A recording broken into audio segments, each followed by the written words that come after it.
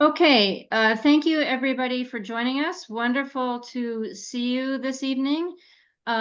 Please go ahead and introduce yourselves, and you can add, if you are with an organization, you can add your neighborhood or council or organization next to your name, or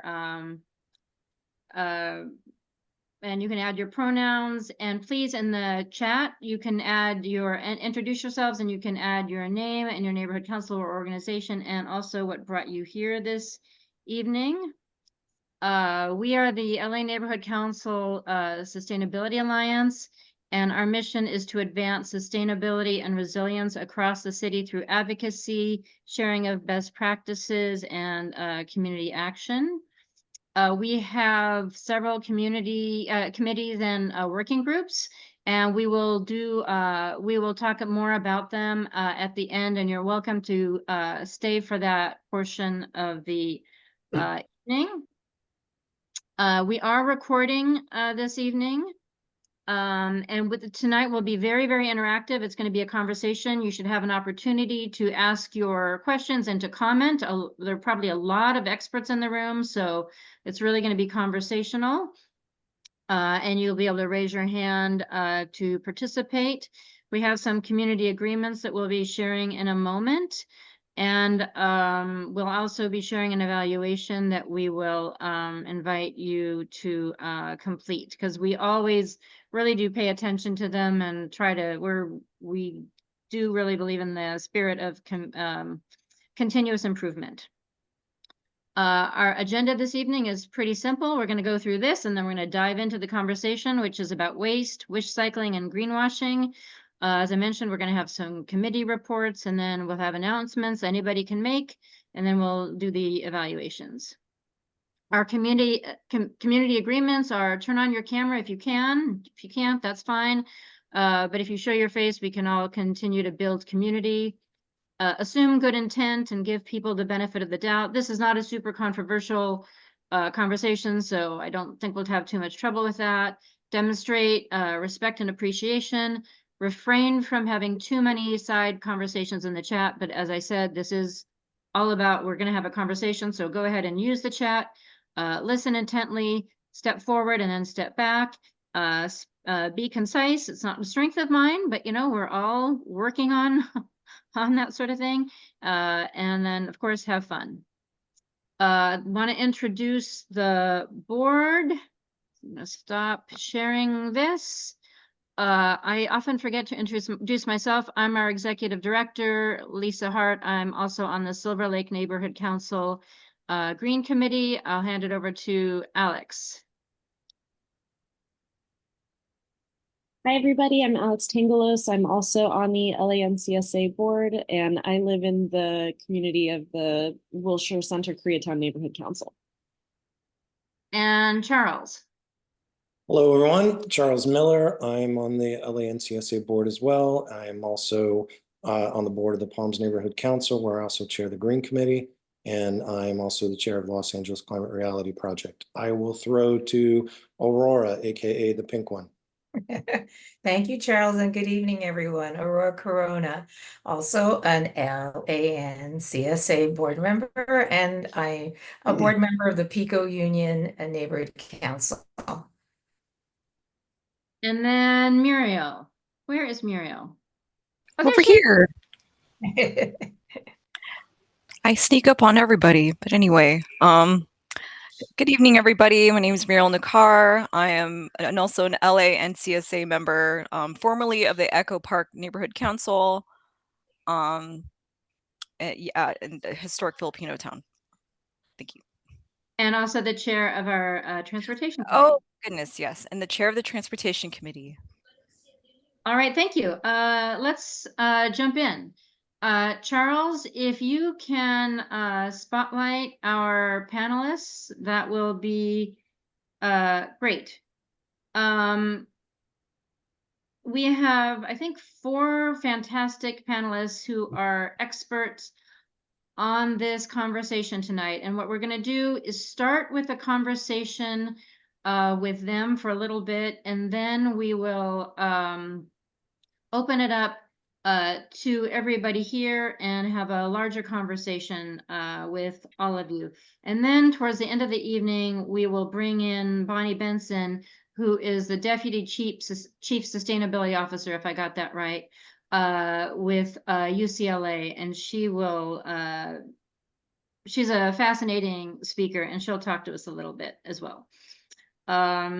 So we're going to bring up the rest of the speakers. If people can help Charles do that, that will be very helpful. Okay, we've got 2, and I think we have a couple more. And while folks are doing that, Marcus, can you go ahead and introduce yourself briefly? Thank you. Sure. Well, first, thank you for inviting me this evening. My name is Marcus Eriksen. I am a scientist and also the co-founder of the 5 Gyres Institute. We began with ocean plastics, led expeditions around the world, and now we do a lot of work from biomaterials and textiles. We discovered microbeads in the Great Lakes 10 years ago, and we're bringing science to policy is kind of what we're about these days. Thank you very much. And Nicholas, you go by Nick, I'm seeing. Yes, thank you. Good evening, everyone. My name is Nick Nuccio.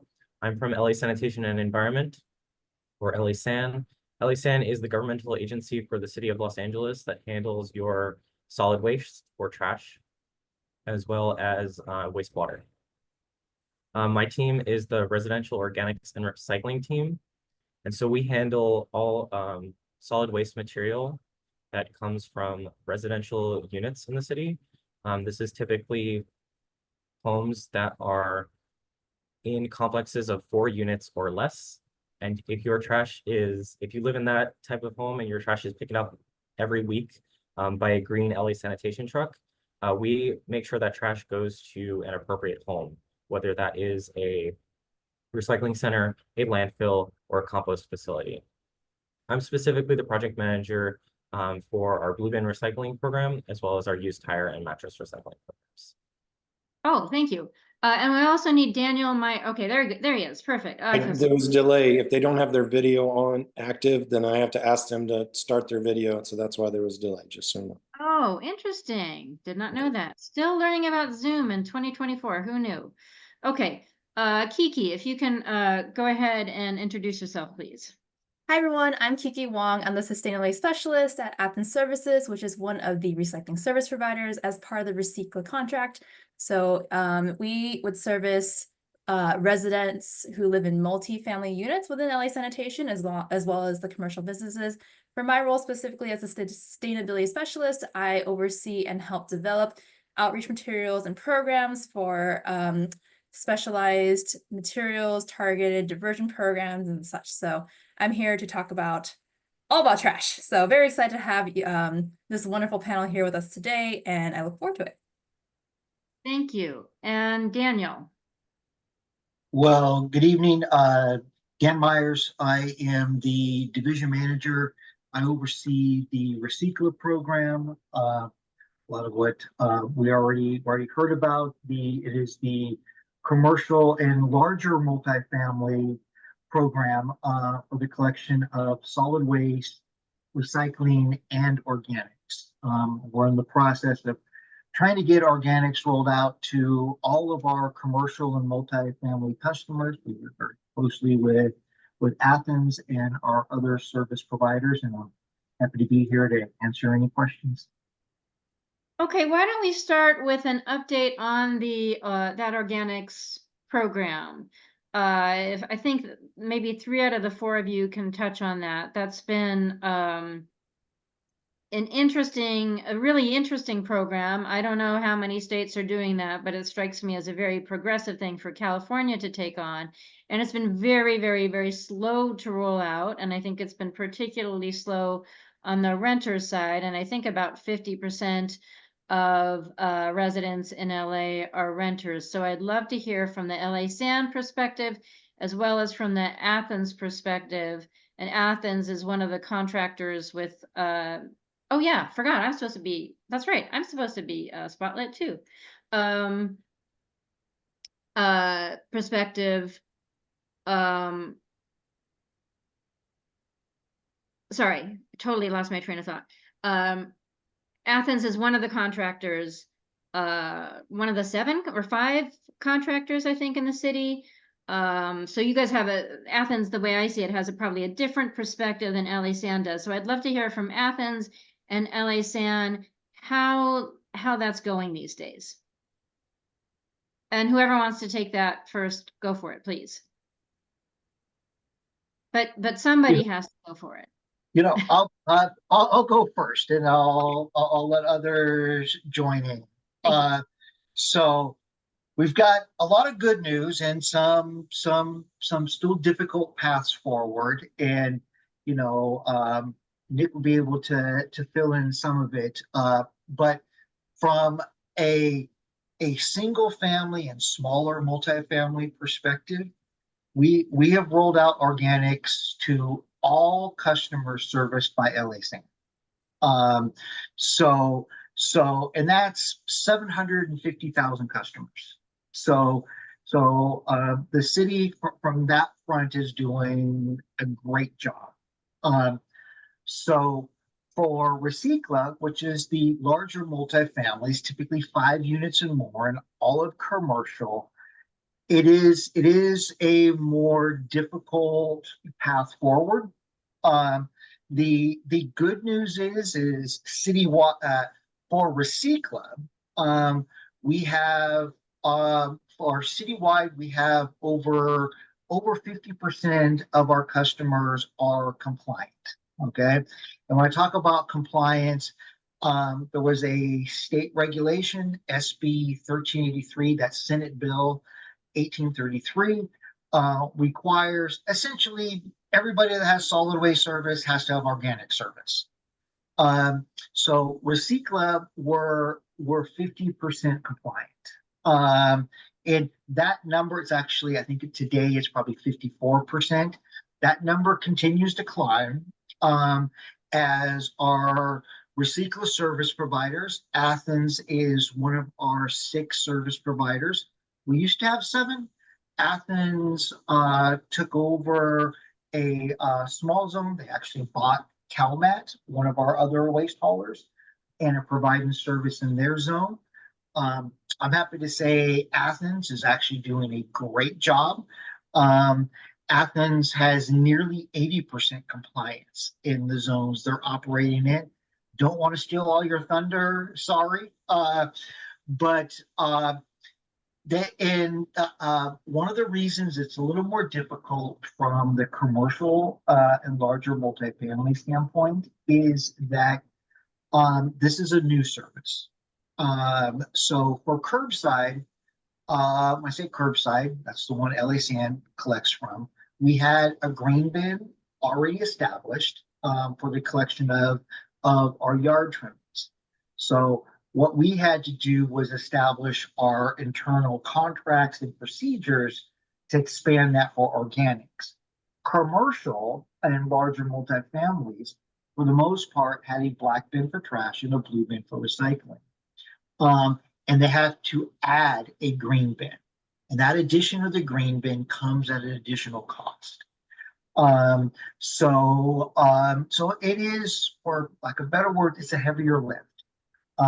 Working with our commercial customers to move. But if you go back just a couple of years, and when SB 1383 first kicked in, we were at maybe 12% of our customers had organics. We're well over 50 now, and that number keeps moving. So just wanted to give you kind of an overview of where we are. I know both Nick and Kikei. Did I get that right? I'm sorry. Sorry, I know I didn't get it right. Can give you more details on really how both of those programs from their perspectives have continued to grow. Yeah, I think Dan said it really well. Thank you for all those compliments. I really appreciate it. But like Dan said, it is definitely a little bit of a heavier lift when it comes to commercial properties and MFDs. Just so that you all know, Athens has visited all of our MFDs, so the multifamily dwellings. Oh yeah, you got us. Yeah, sorry. If I ever say too much lingo, just tell me and I'll pause and I'll explain. So MFD stands for multifamily dwellings, so the apartment complexes. So Athens has visited all of these properties and spoke to these managers multiple times via email, calls, in person, to just let them know that organic services are available, that it is required under SB 1383.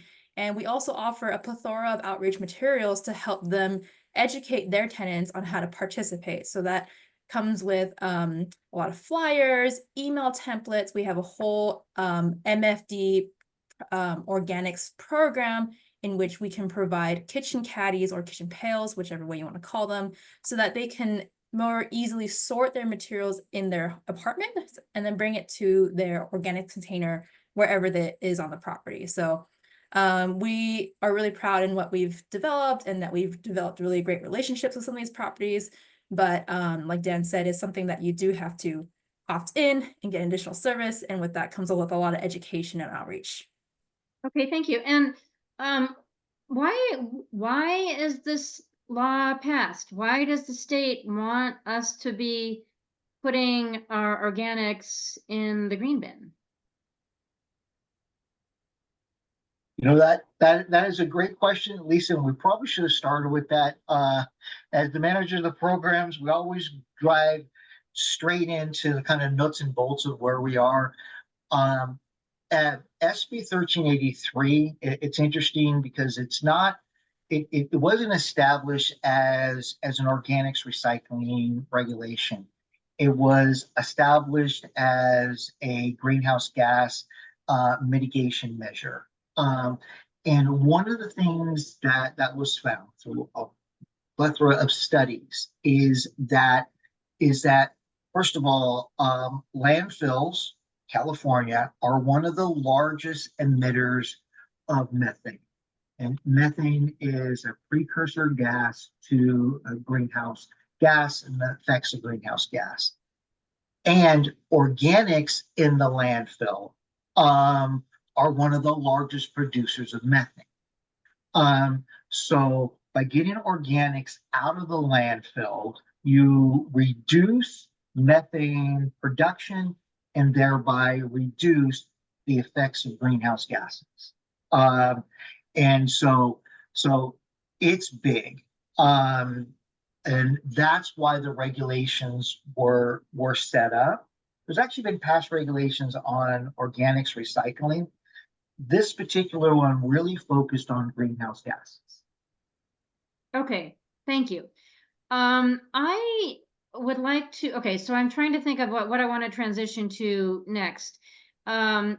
Kiki, you have, I think you have a couple slides about compostables and recycling. Would this be an okay time to? Yeah, why don't we kind of dive into what's considered organics? Because I think some people may confuse that with like organic food versus organic materials. Okay. And then I can also talk about recycling. It's actually recycling first and then organics. But let me just, do I have access to screen share? Yes, you do. Okay, perfect. Let me just set that up. Okay. All right. Great. So let's see, slideshow, beginning. All right, so let's talk about what goes in your blue bin for recycling. So we can take paper, we can take shredded paper in bags, we can take your cartons, so the shelf-stable containers that you do see with our veggie stock, beef stock, chicken stock, the cartons of juice. We can also take rigid plastic materials. We'll talk about which ones in a bit, but the lighter color, the clear colors are best, and I'll explain why in a little bit as well. We can take food grade glass, so that's your jars that maybe held peanut butter, some beverage bottles, and then we can also take metals. So that includes your aluminum foils, cans, even your pots that are mostly made of metal, we can accept those as well. It's really important that when you put these in recycling, you try to have these as empty as possible without food or liquid. You don't need to run it through the dishwasher or anything, but as long as it's mostly empty, you can put that in recycling.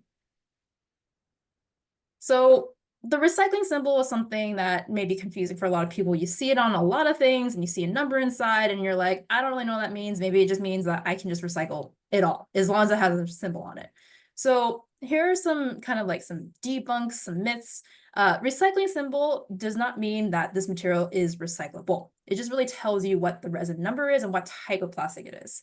And just because it's recyclable does not always necessarily mean that it is recycled. So the best things that are most highly to be recycled are number 1 bottles and thermoform containers, number 2s and number 5. So if you want to know the letters, it's number 1 PET, number 2 HDPE, and number 5 PPs. Like I said, it's best if it's clear, white, or light in color because machinery that kind of sorts all these recyclables, they use a infrared sensor and they shoot a beam of a laser essentially through this material. And in color theory, if it's dark, black, the light just gets absorbed. It doesn't get bounced back to the reader. It just kind of goes into the void and the machine can't really identify what it's made of. So it's best if it's clear, white, or light, because that way it can get read, it can get sorted by the machinery. I'll also talk about the 4-inch minus rule. So examples like straws, lids, utensils, it needs to be 4 inches in diameter. So I don't know if you can see my hand, but like typically the size of your palm. So examples of like a utensil, it's really long. It'll meet that criteria lengthwise, but it's not 4 inches widthwise. The same thing goes with straws. On top of that, straws and utensils are made of pretty low grade quality plastics that typically can't be turned into a new material anyway. So we wouldn't want to recycle that to begin with. When it comes to things like maybe a number 5 PP coffee lid, it's about that size of 4-inch diameter. It may get recycled, just depending on how it flows through machineries. Okay. I can't see if there's any questions, so I can go back to that later.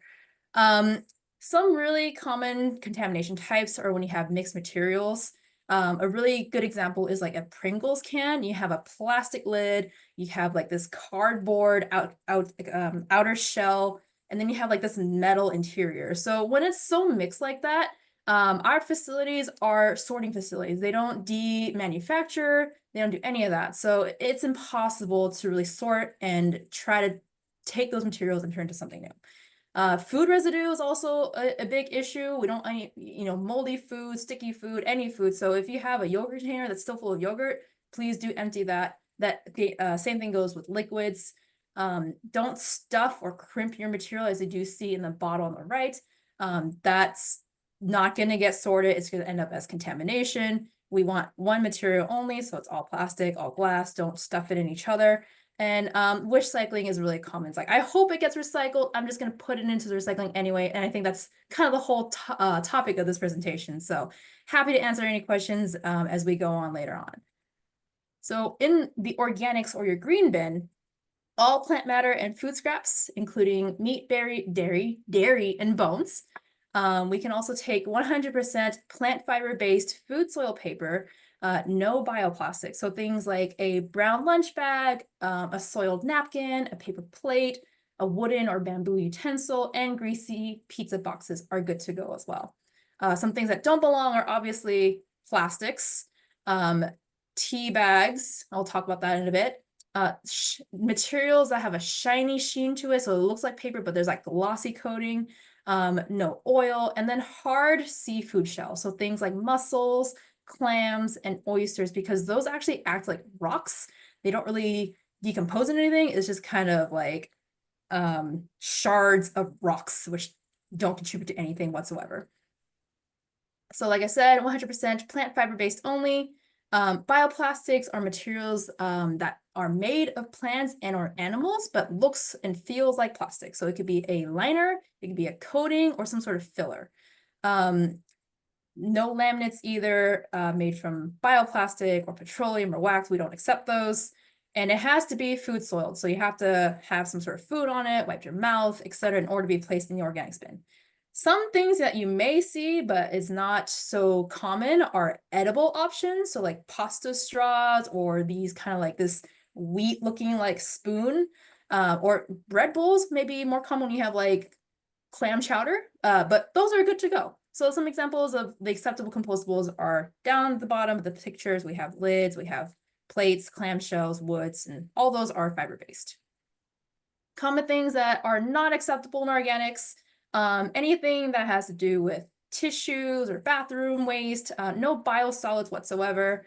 Bioplastics, again, they look and feel like plastic and they're not accepted based off of CDFA and OMRI certifications and also other things like tea Wait, bags. sorry, CDFA. So the California Department of I think it's Farming and Agriculture. Okay. And the produce stickers. Apologies if you hear my dogs. They are hungry.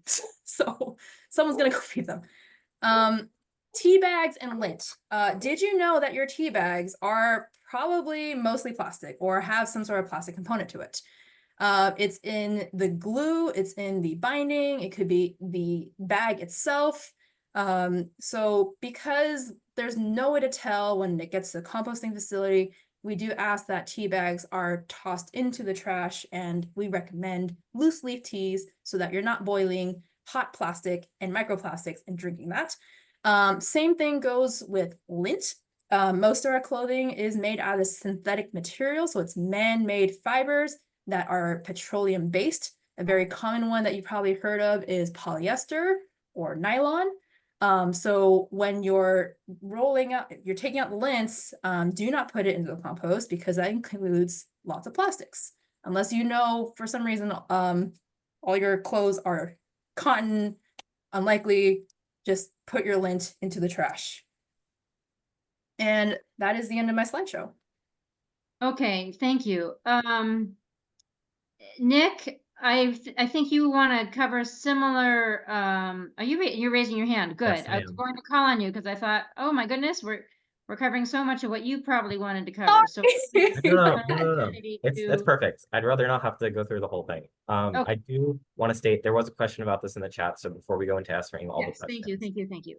The standards that Kikei was just presenting was for the commercial side of things and for the multifamily residential program. If your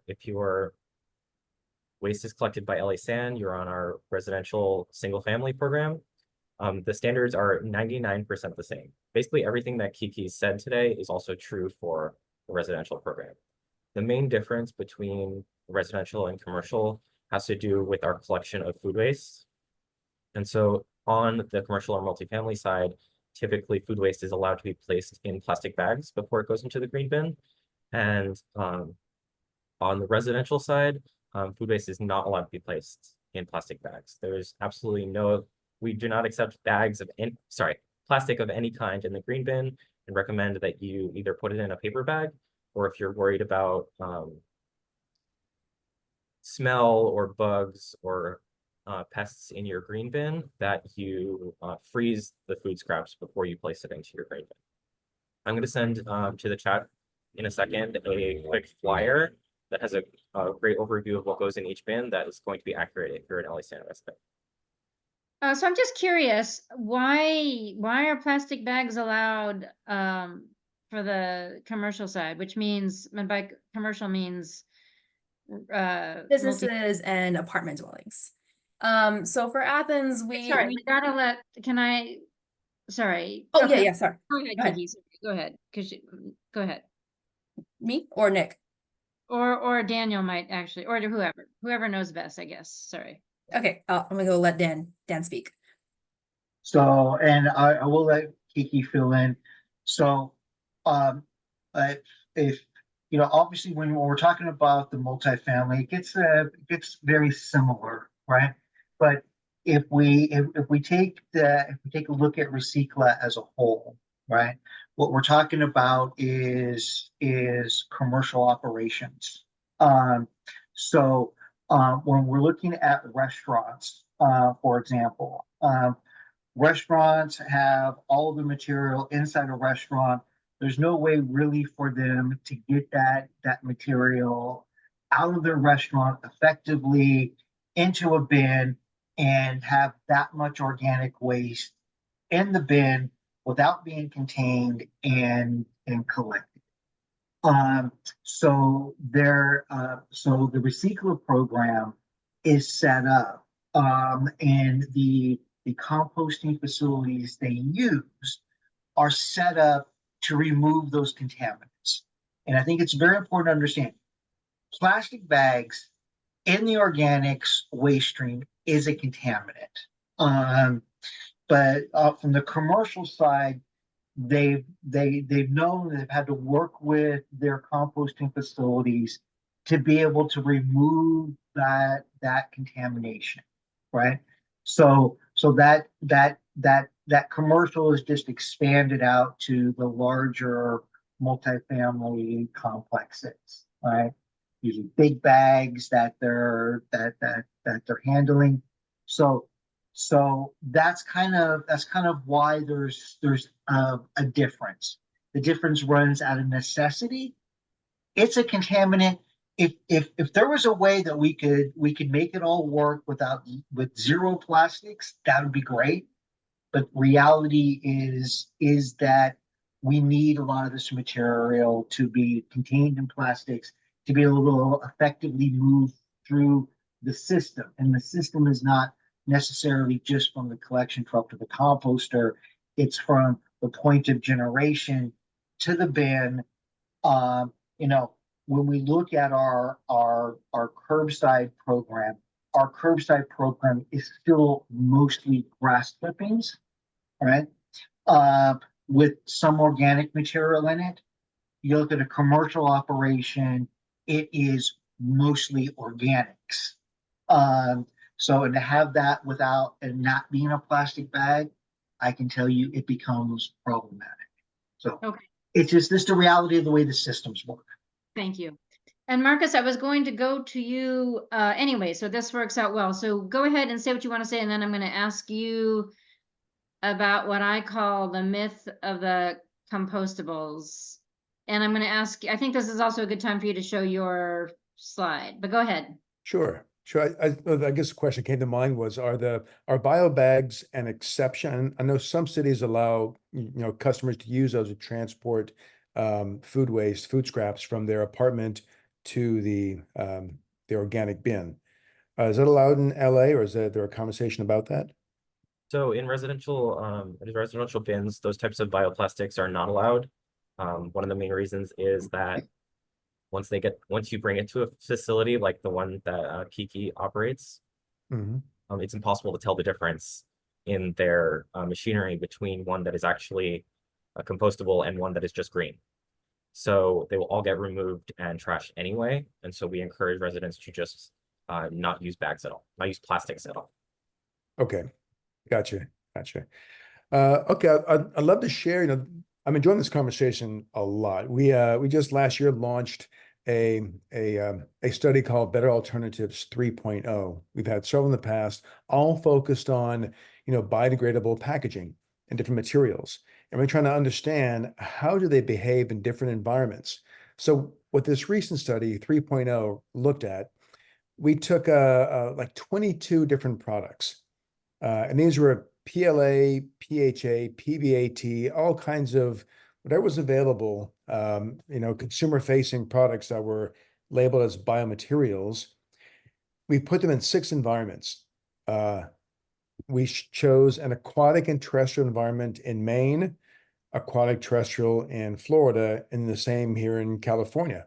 I put one set of these 22 items under a fishing dock in Long Beach, another set in my backyard here in Ventura, where I live now. And we let them sit there for 1.5 years. And it was really quite fascinating how these things behave in different environments. We're trying to simulate, what happens if some of these biodegradable types of packaging, compostable packaging, if they're lost on a simulated roadside or lost to the aquatic environment, maybe a ditch or a stream or on the beach, and they get blown into the marine environment. So in simulating these, what we found, it was really fascinating, is that things like, for example, I was talking with Jessica Aldridge just now through the chat about bamboo, because I know that the city now accepts bamboo, packaging, but in our study, I had a bamboo fork, a PLA fork, a PHA fork, and then a polystyrene fork as a control, and the polystyrene was unchanged. The bamboo fork, after 1.5 years, was also pretty much unchanged in all 6 environments. Whereas the PLA, I was surprised, the PLA, it decomposed faster than the bamboo did, but not as fast as PHA did.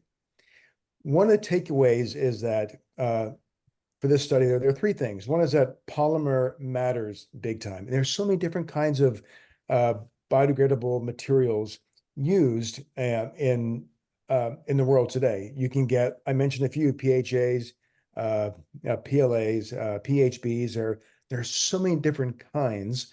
So to lump them all together and even lump them with other plastics is I think it's missing a lot of opportunity for where some of these materials might fit. Another is that design matters. If you take, I have found that PHAs and PHBs, they're functional replacements and they do degrade quickly, but if you make them really thick, they don't degrade fast at all.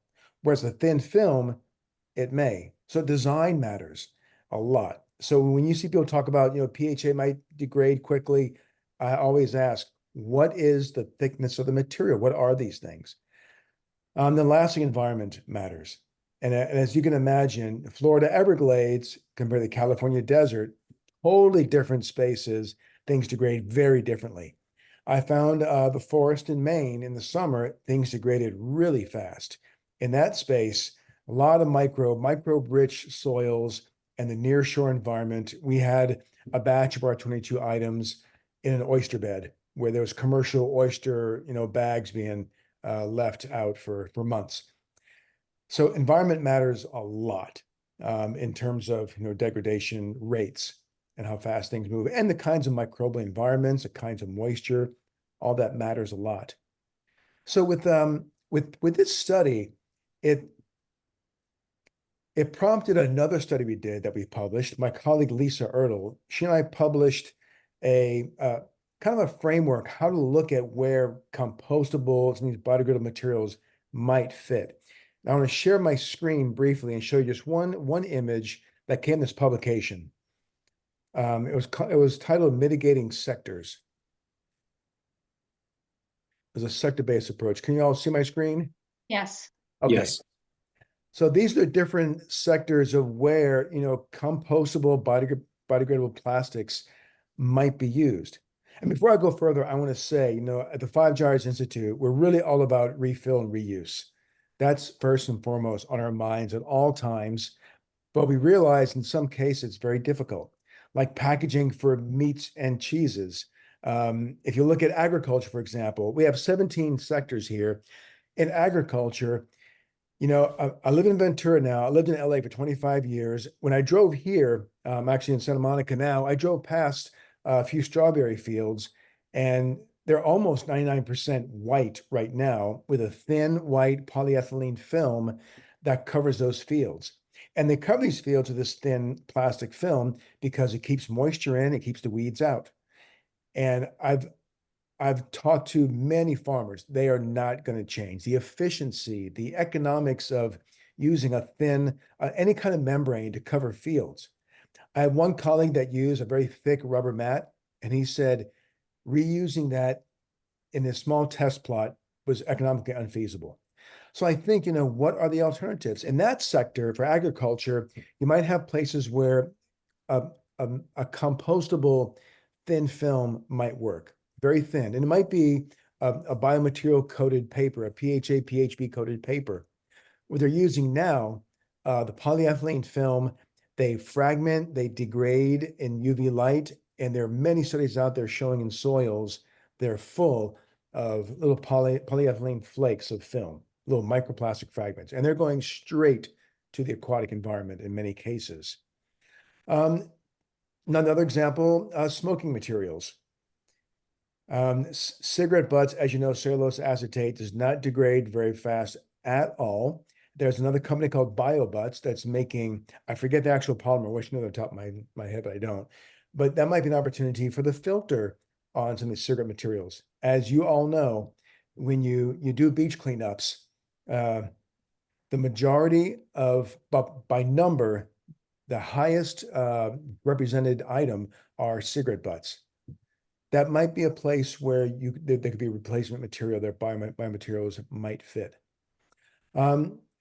Fishing gear, and I'm not going to go through all of these, just mention a few examples. In fishing gear, I've talked to a lot of fishermen.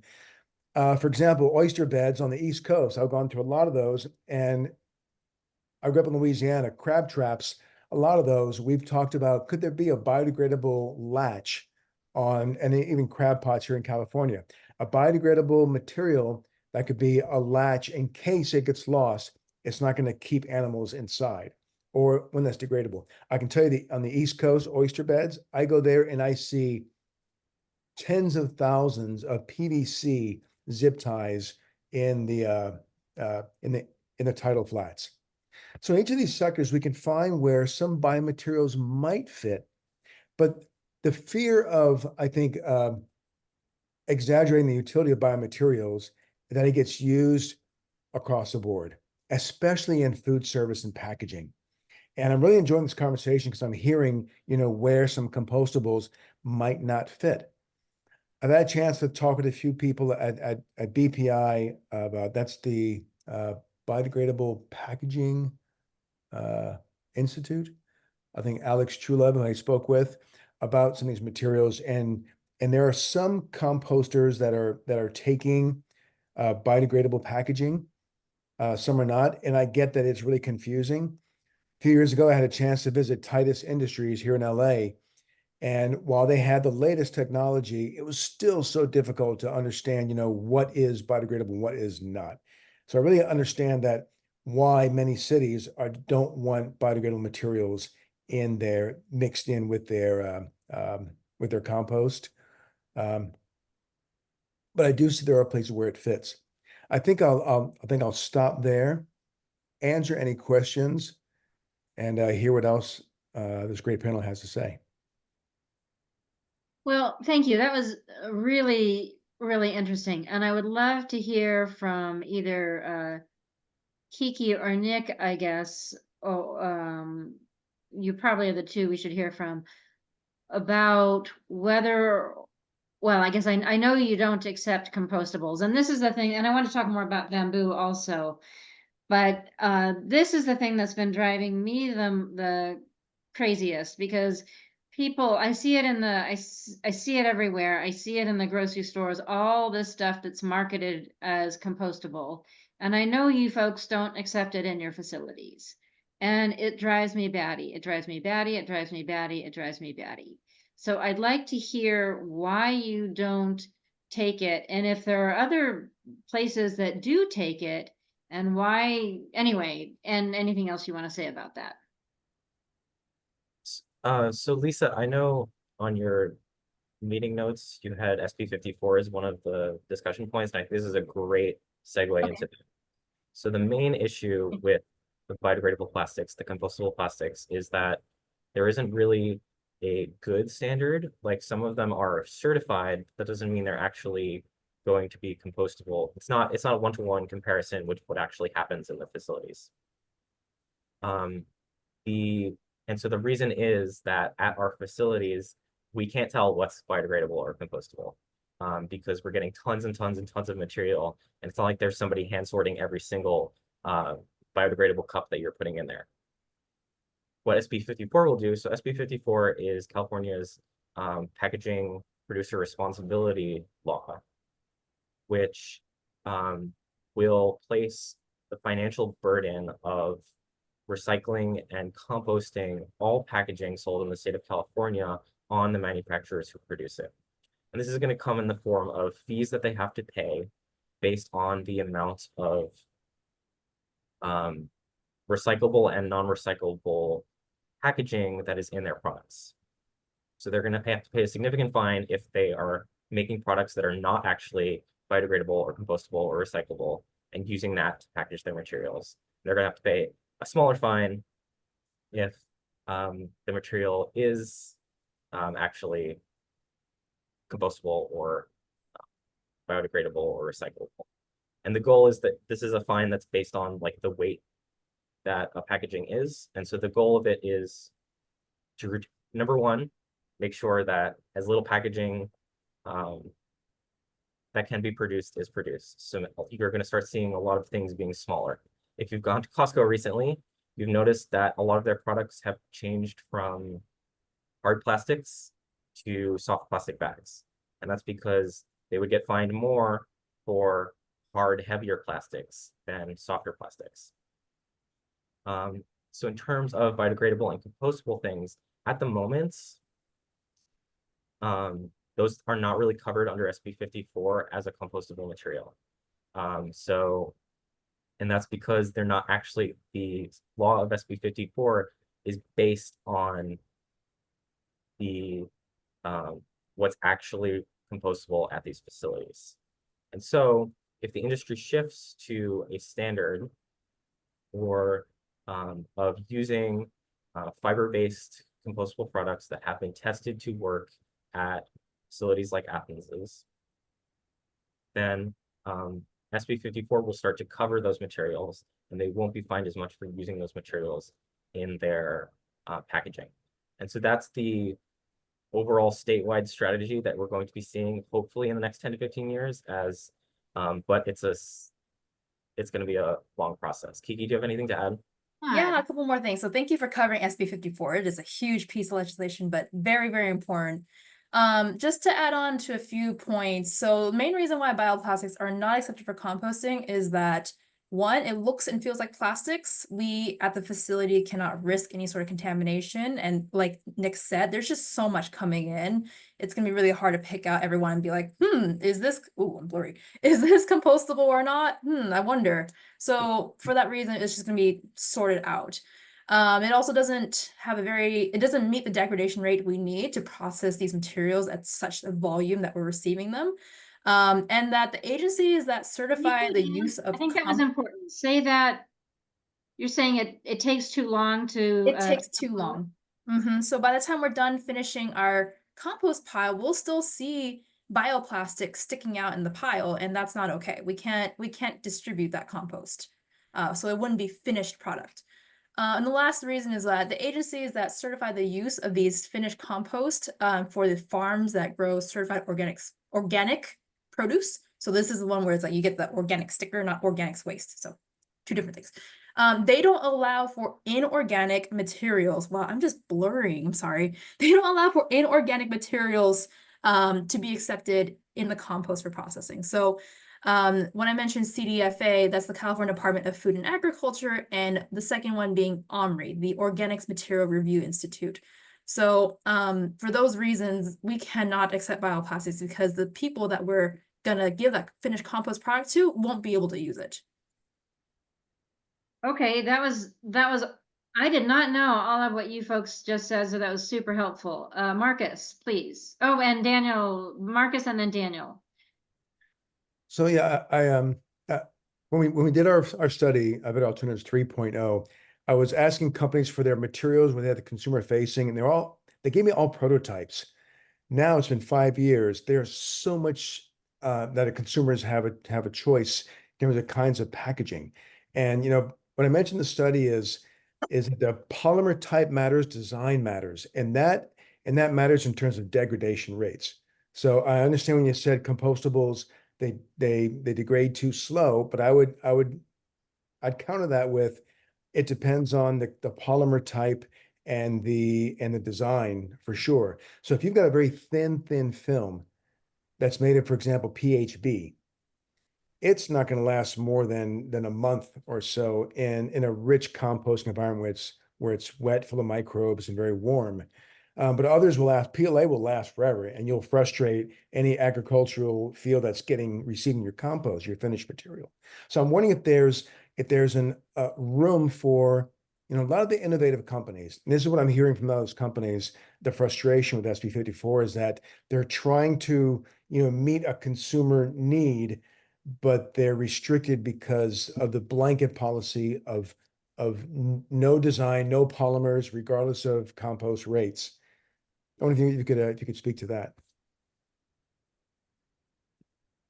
So if I could just, maybe bring all this together, I think one of the things that's absolutely important to understand is that when we're talking about getting organics out of the waste stream, right now the primary processing of that organics is compost, right? And the primary user the end user of compost is the agricultural community. It's not the household, it's not the urban user, it's the agricultural community. So, and it has been 20 years in the making, just, working with the agricultural community to accept compost as, viable alternatives to other things that they could do to their crops. So it is absolutely paramount that the compost that produced is accepted and usable by the agricultural community.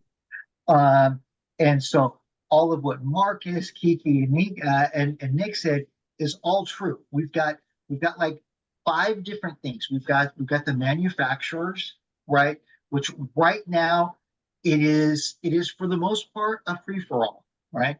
It'd be one thing if there was one type of compostable product that you could buy, marketed as compostable, that we know absolutely breaks down in the 90-day composting, commercial composting that happens in California, and that the consumer doesn't have to make a decision, right? Because we have the consumer we have to deal with. Consumer looks at a product, it says compostable on it. They're not looking at if it's PLA, PHA, they're not looking at what it is, right? They're like, oh, it's compostable. It says it on the label, right? And so it's like it goes in there, then we go, wait a minute.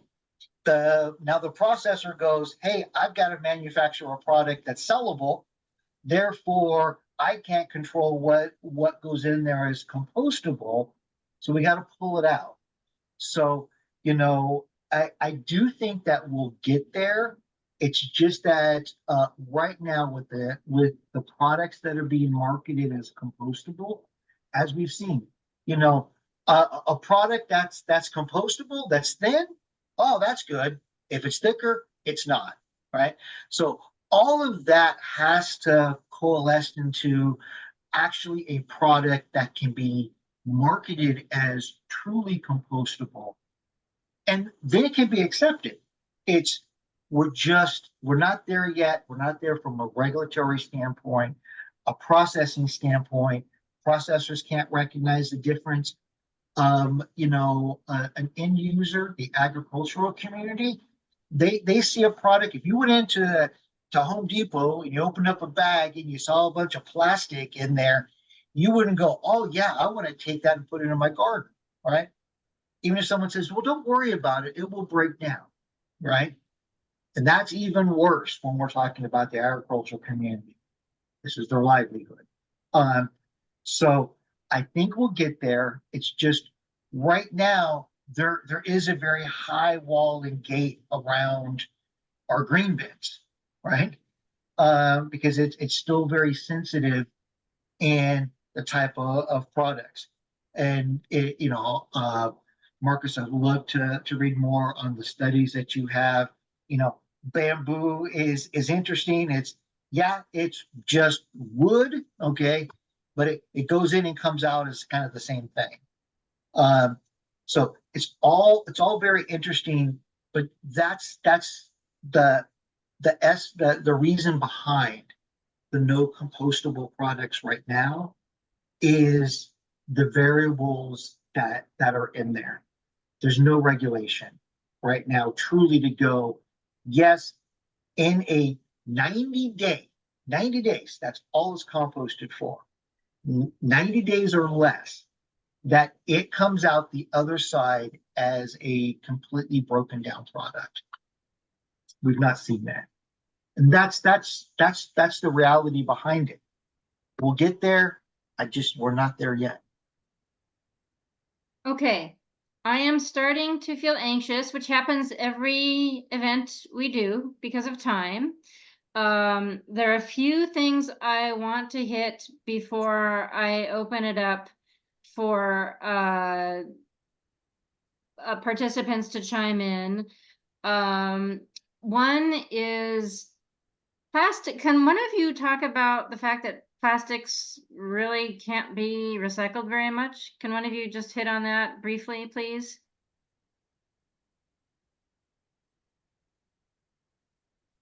I could say that there's a bunch of reasons, and you heard a bunch already talking about, the things have contamination of food waste on them. Mixed materials is a big one. I often talk with, some manufacturers when they're blending polymers, which they want to do they want certain properties in the packaging, but it makes completely unrecyclable because it's so difficult to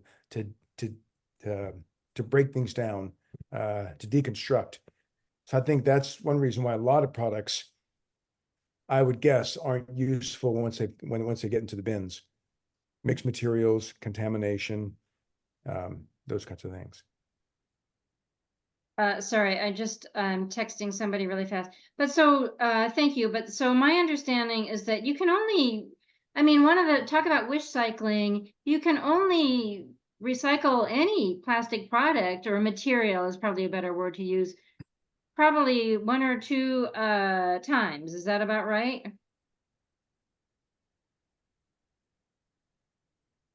At least I'm not nearly as familiar with the recycling. I think what's important, and even in the city, right, we have changed our approach, right? Not that many years back, we would say 1 through 7, recycle it, put it all in the blue bin, right? The reality is that recycling is also very much market driven. And that's the absolute reality, right? So when we talk about is it 135s? 125s. 125s. Sorry, I always get that wrong. The 125s, what that is those are products that have a stable market that they can be recycled through. It's not that other products, in some arena can't be recycled. These are the products that actually have a market to be recycled, and they need a market. And so, but not that often, but only a few times is my understanding. I think that's a really important point to hit, because I think I think that really underscores the point that we really need to get away from plastic. Yeah, Lisa, there's no doubt about that, right? There's no doubt that we have to get out of plastics. But please leave it up to the facilities and the end markets, right? If it's a 1, 2, or 5, put it in the blue bin. Okay. If it's glass, get it in the blue bin, right? And it will go to a processor, and they'll sort it out to the best of their abilities and get it made into a new product, right? The others, the 3, the 4s, the 6s, the 7s, if it has it on that, there's not a market for that. Put it in the black bin, right? Let our processing facilities do the best they can at producing a clean product. And Lisa, I see you have your aluminum cans. Those I think are great. I believe they're all recyclable. I hope they're all recyclable, because they are better than recyclable. This is my point. They are reusable. They're reusable. They are reusable. So again, there are limitations to recycling. But please, if you purchase a 1, 2, or 5, get it in the blue bin, so it has a chance to get recycled. And if you have the ability to buy something different, please do. Glass, by the way, a glass pasta jar is recyclable, right? Glass doesn't degrade over time. It's a pain in the what, actually at our facilities, okay? Because once it gets crushed down, it's hard to deal with. But I would not want to get too involved right now in the fact that the 1, 2s, and 5s do have a lifespan, and they do. Get them in the blue bin if you purchase them, but purchase something different if you can. Okay, You buy get in bulk. super involved Buy in in it bulk. because I Okay. want us to not use it. That's my point. Okay, I want to try to wrap up and open it up. Can I add one more note to that real quick? Yes, yes, yes. Yeah, so I want to say that recycling is very much, like Dan said, we have a tried and true solution for 1, 2s, and 5s. It is very much part of the solution, but we have to also consider that it is much lower on the waste hierarchy in comparison to redesigning, reuse, and refilling. That's what I'm So trying it's to not like recycling doesn't work. If recycling didn't work, we wouldn't be here. We wouldn't be out here promoting a blue bin. We wouldn't be collecting your materials. It would just be like, oh, what's the point? So it does still work, and we are still able to sort and collect and make these into new materials. It's just that it should not be the be all end all solution. Very So well. that transitions very well into your little cards there. So Yeah, so what I'm trying to do is wrap things up so we can open it up very briefly for a question or two, and then we're going to get to Bonny Bentzin of UCLA.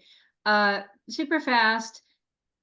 We're really trying to promote reusable events, sustainable events.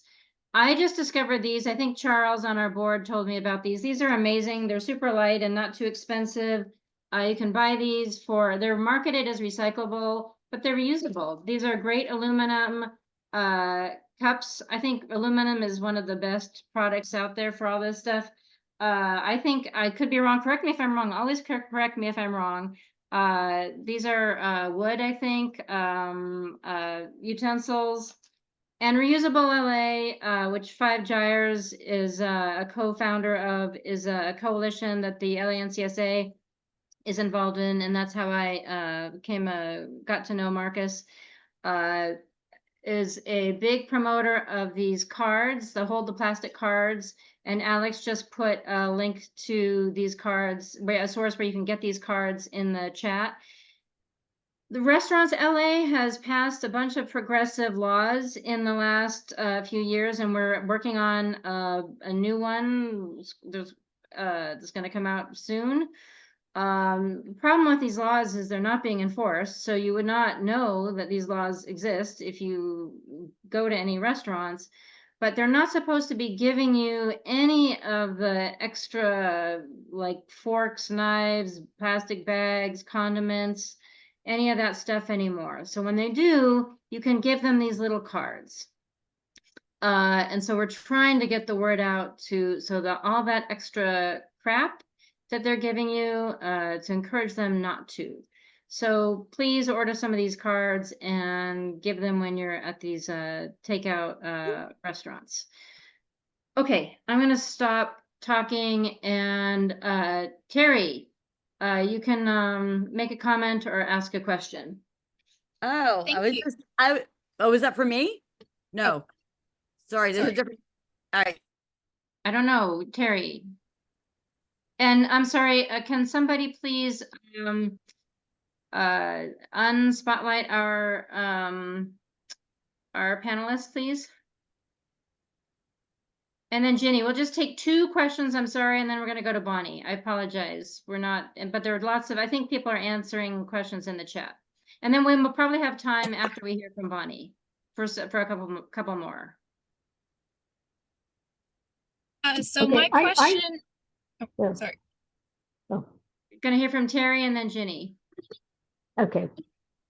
Terry? My question is, I bought some seaweed snacks that are Korean, and I looked at the tray, and they have a Korean #1 symbol. So it's not our typical recycling chasing arrows with a 1. It's the Korean version. And I assume what an optical sorter is sorting it, but I just wanted to confirm if that's something that we're able to recycle, even though it's in Korean. Great question. Does any of our panelists know the answer to that? Is it the same system? If you're in LA San residential, our general policy is if you can't tell if it's a 1, 2, or 5, and it's not like a food container, like a jar or a cup or a can or something like that, it's trash. Those especially are that like typically the seaweed ones are typically that flimsy plastic that's not a recyclable plastic. So even though it's PET, it's not recycle, and number one, it's not recyclable. Does it say it's PET? Like I said, it says it is in Korean. Okay, well if it's yes, so chance if it is PET, then the sorter should be able to tell that it's that type of material. But Kiki provide more clarity on that. Yeah, so I think these resin codes, and I'm researching it right now because that's a really good question. Most of these are based in the US, but if it says PET, PET is a pretty specific material type that would just indicate polyethylene. But let me get back to you on that. Let me do some research and I'll put in the chat. How about that? That sounds great. Thank you. You stumped our panelists. Very impressive question. I love it. Okay, Jenny. Yeah, I have a suggestion and a question. My suggestion is, I think more people would recycle the 1, 2s, and 5s if we could get the manufacturers who put these little recycle things on the bottom of these things to make them clearer. Half the time, I cannot even read what the number is. And I wear glasses and I put it under a light and I still have problems on a lot of them. I mean, some of them are clear, but others are, forget it. You know, I so have the same problem. I agree. yeah, so I don't know what it takes to get manufacturers to do a better job, but I think that's one thing we got to push for. My question is, of the 1, 2s, and 5s that the city collects, the city of LA, in the blue bin, what percentage is actually, recycled? It's not all of it by any means, I would assume. So thanks for your suggestion and your question. I will say the suggestion is not something we can typically do at a city level. Right, I know, I realize that. Yeah, that would be part of a law like SB 54 that is a state level regulation. And I believe there was a state law about requiring more clarity on those recycling numbers, but I don't know it off the top of my head. I will say to your plastics 1, 2, and 5 question, the facilities that we send our recycling to are always at least 80% efficient. So that means 80% of the clean material that we bring in is going to get captured and sold on the recycling market to somebody that will turn it into something new.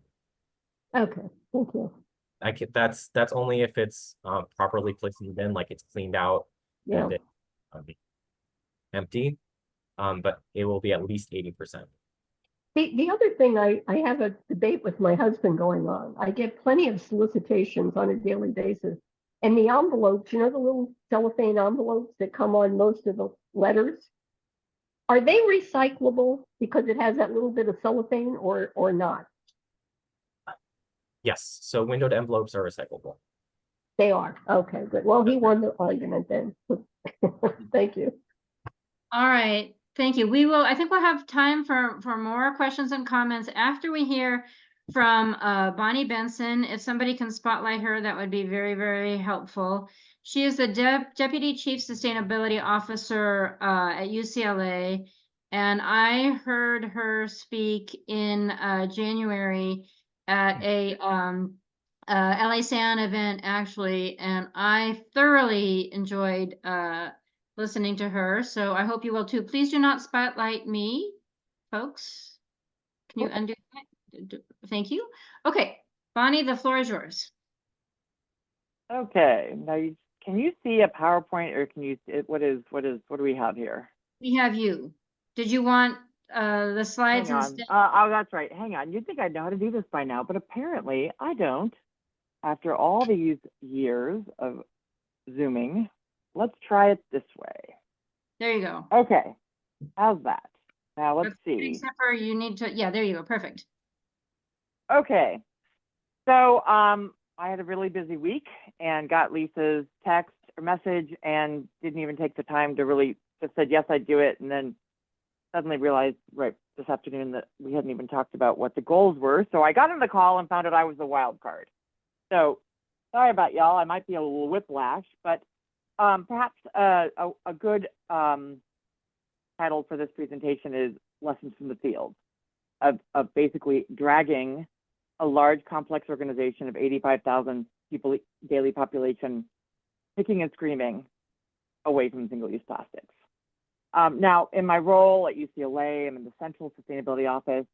I work on the entire portfolio of sustainability. We have our 3 mighty people in our central office, plus additional sustainability personnel in different departments and a zero waste manager that we work closely with. But in our role, in my role and in our office, we are working across waste, water, energy, food, transportation practices, building policies, integrating equity, diversity, inclusion, and justice into these areas, as well as health and wellness, and working on connecting back into the core vision mission of the University of Research and Learning.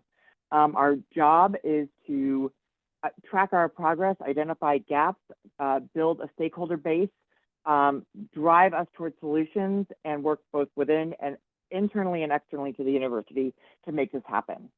So that's just a little bit of work I do. All right, so I'm going to talk a little bit about what we're doing at UCLA for our implementation policy, single-use plastics policy. There's a lot of content in here. I don't have a lot of time, and there's a new piece I wanted to get to. So we're gonna go pretty fast. I'll also call out that there are people on this call who are actually have been actively working with us as well. Kikei is actually a former zero waste manager for UCLA, and some of the materials that are in this PowerPoint are definitely things that she developed or that she and I co-developed. There's also Jade Gagabyre. Sorry, I'm gonna have an ant problem in my house, so I'm just tired of some killing ants while I talk. Jade Gagabyre is our current zero waste manager and someone I work closely with. And if anyone else, if I've forgotten, I'm sorry. Just hello, I see you. Can't remember to see your name right now. Okay. So again, as I mentioned, 85,000 daily population on the Westwood campus alone. This does not include all of our other facilities and random campuses that we suddenly buy with no warning and now have to figure out what to do with. That would be the South Bay campus being one of them. On the Westwood campus, we've got about 17,500 beds. We are the athletic village for the Olympics. We have over 25 million square feet. And on our campus, we have lots and lots and lots of people who control their own worlds. So this is actually a map that Kikei put together way back when that shows, and this isn't even all of them, major stakeholders who control their worlds and the influence that, and based on who it is, their influence and their ability to operate autonomously and make their own decisions and flout the policies changes. Always fun. Always fun. Okay, just this is the level of complexity. Also, this isn't even counting the 85,000 people on campus who I can't control how they spend their own personal money. I can only influence, and to different varying degrees, what university money goes to, what university events show, what university practices are. I can't control the students that stream across the LeConte Scramble with bags of red Solo cups coming from Target. That's personal money, personal rights. So just want to clarify that. So we've got lots of visuals I won't go into. It's just sometimes people ask how to end, but we have a single-use plastics policy that went into effect in 2020. We had already had a styrofoam policy in place, and I won't go into that, but I'll mention it again later. But this policy, and the system was actually working on a policy, but right before the system was going to be rolling out that policy, a group of students met with our administrative vice chancellor, Michael Beck, and basically made the pitch for the importance of a single-use plastics policy. And Michael Beck said, let's go, let's make it more aggressive than the system. And had I suggested that, he would have asked me to put together all this data and all this research and eventually get distracted and not even look at it. He's very busy. But this is the power of students. Students with a well-crafted argument make change. They're a customer, they're a client, they're an important part of our community. So what's going on? And if any of you are Mad Men people, you know, the show Mad Men, the challenge here is we're all addicted to convenience. We're addicted to convenience, and we've decided it's our right to have it the way we want it, how we want it, when we want it, and as much as we want it. And this is going to kill us all.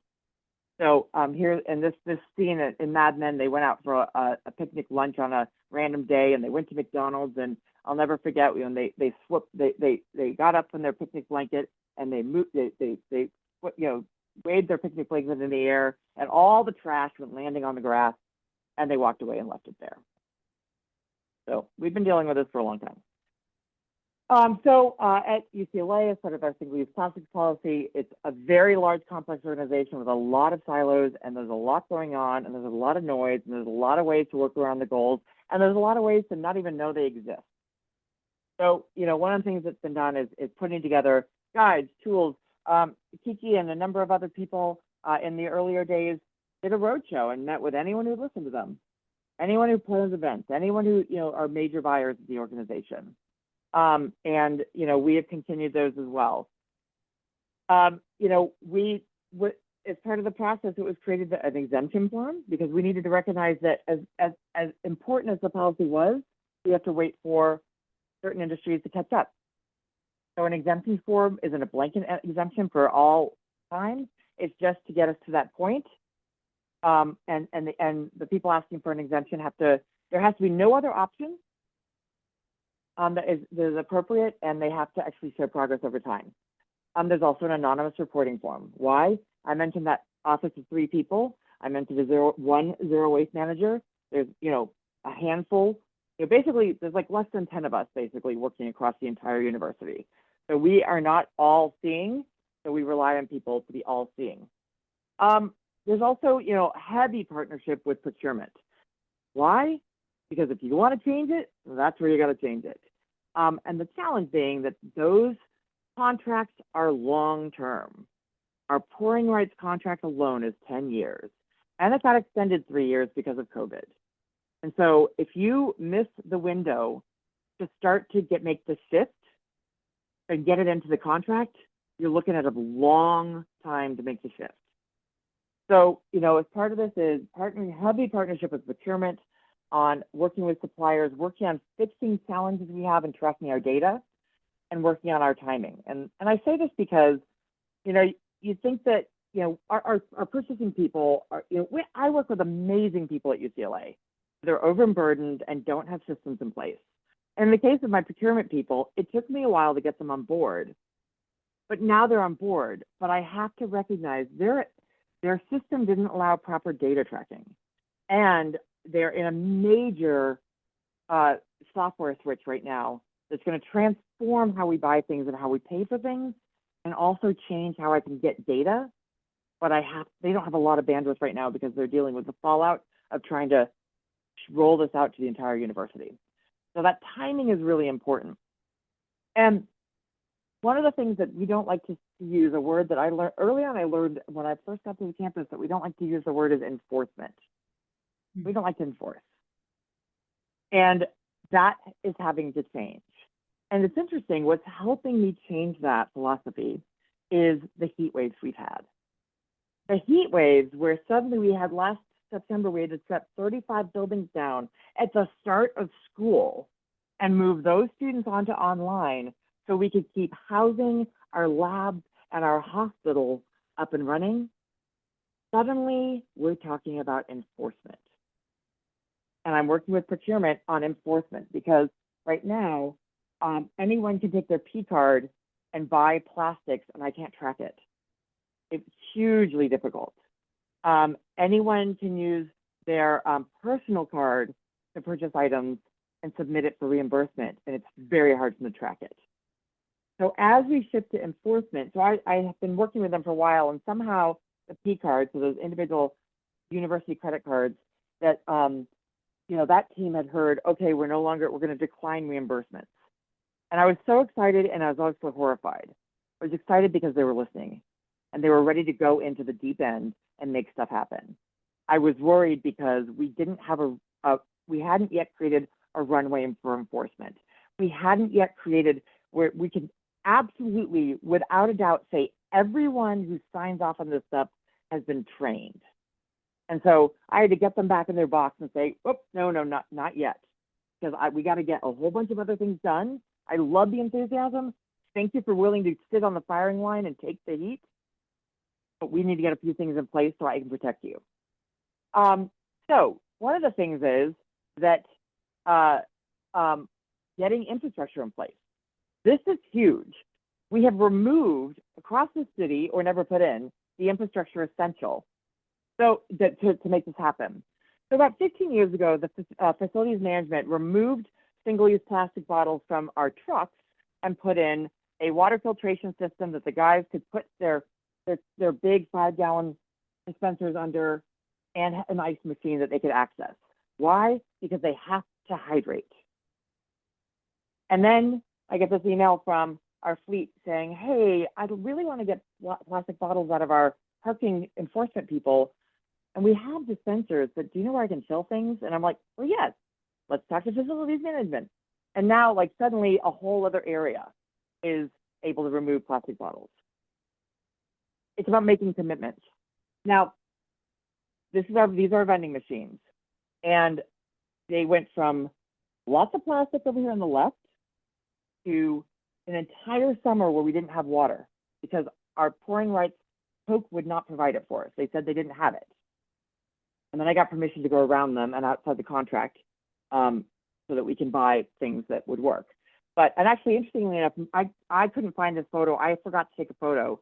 The Amazon business had come on our campus. I was in a meeting with them explaining our plastics policy. And he's like, oh, I got a photo of when the bottles were missing. So I now have a photo. You know, and then we went to aluminum, water bottles and soda. And then 3 months ago, I walked past the vending machine. It's plastic free. And this is hard. And I took a picture and I sent it to Michael Beck and I CC'd the world and said, I spy vending machines on campus with no plastic. These people did not want to do this, but they are soldiers, and they you know, their boss said make it so, and they made it so. I got an email from UCLA, which runs our retail stores on campus, and they said we're getting complaints from students about why is the bottled water so much more expensive now? Well, aluminum is more expensive. There's nothing I can do about that. We have been using a toxic material that is cheap, and there's nothing I can do about that. So we've been working to put together a campaign. This language is wrong. I'm shortening it, so I haven't done that yet. But these are going to be going on every vending machine and every cooler in every retail shop. And then I get an email from I got an email from UCLA asking for an exemption on protein shakes because they couldn't find anything not in plastic.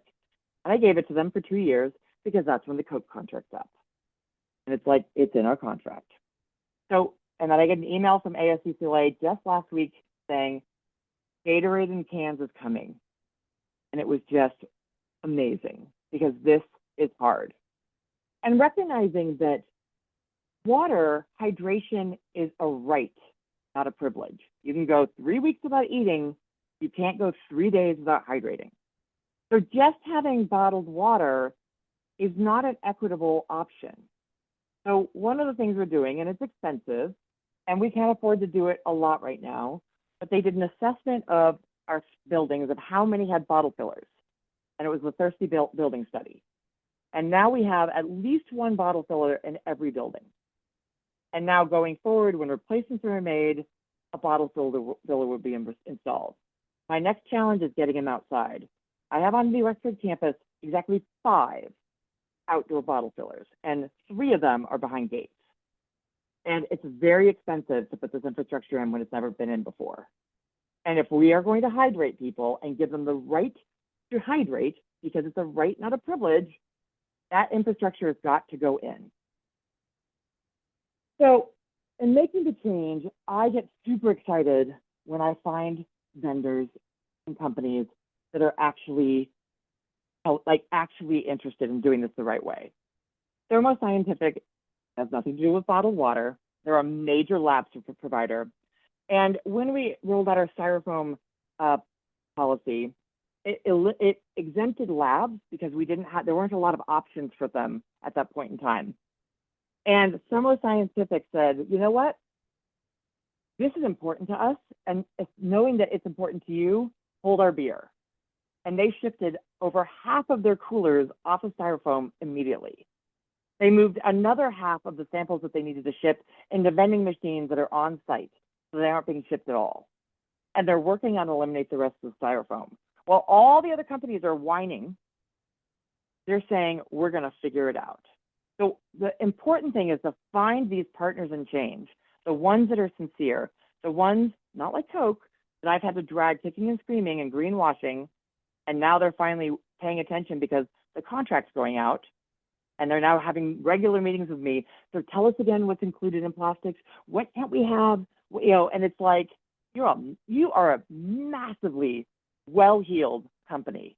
You have the power to change the world. I know I can see you're getting nervous, Lisa. I'll try to move on. So one of the things that makes my people very nervous is I'm very honest. I will tell you everything that's going on. And we collect images of all the single-use plastic bags in the UCLA bookstore. There's a clear violation, and I'm trying to get Cal's Recycle to come on campus and fine us for and write a ticket for us. They're not doing it yet, but here's our chancellor in Sacramento on a stage with a politician with bottles next to them.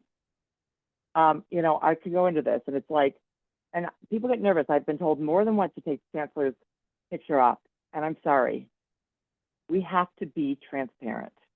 We're not going to get this done if we're not honest. So there are some huge opportunities, and we know how to do this, transitioning to reusables. It's hard. On our campus alone, in all the buildings that had dishwashers, they've been removed because they were a flood risk. And now I'm trying to get them back in. And everyone's fighting with me. And now the Olympics are coming on the doorstep, and we're expected to put plastic, and we're now moving it forward again. And you know, UCLA Dining, who's our great partners, have really struggled with coming on board with this, and they are finally coming on board. But because I have so much I need to shift on reusables and so many projects that the students want to run, I'm actually to the point of possibly buying a dishwashing facility on a trailer. I've priced it out. I can get one for $50,000. And then I have to put a dishwasher in it. But this is a food grade trailer that has a water heater that connects up to other water and connects up to sewer. I might just have to do this because I'm tired of begging for dishwashing facilities, and that's really what's holding us back. So there's a lot of cognitive dissonance. Now, I'm not expecting you to read any of this. And if you've heard me talk about plastics before, you've heard about this.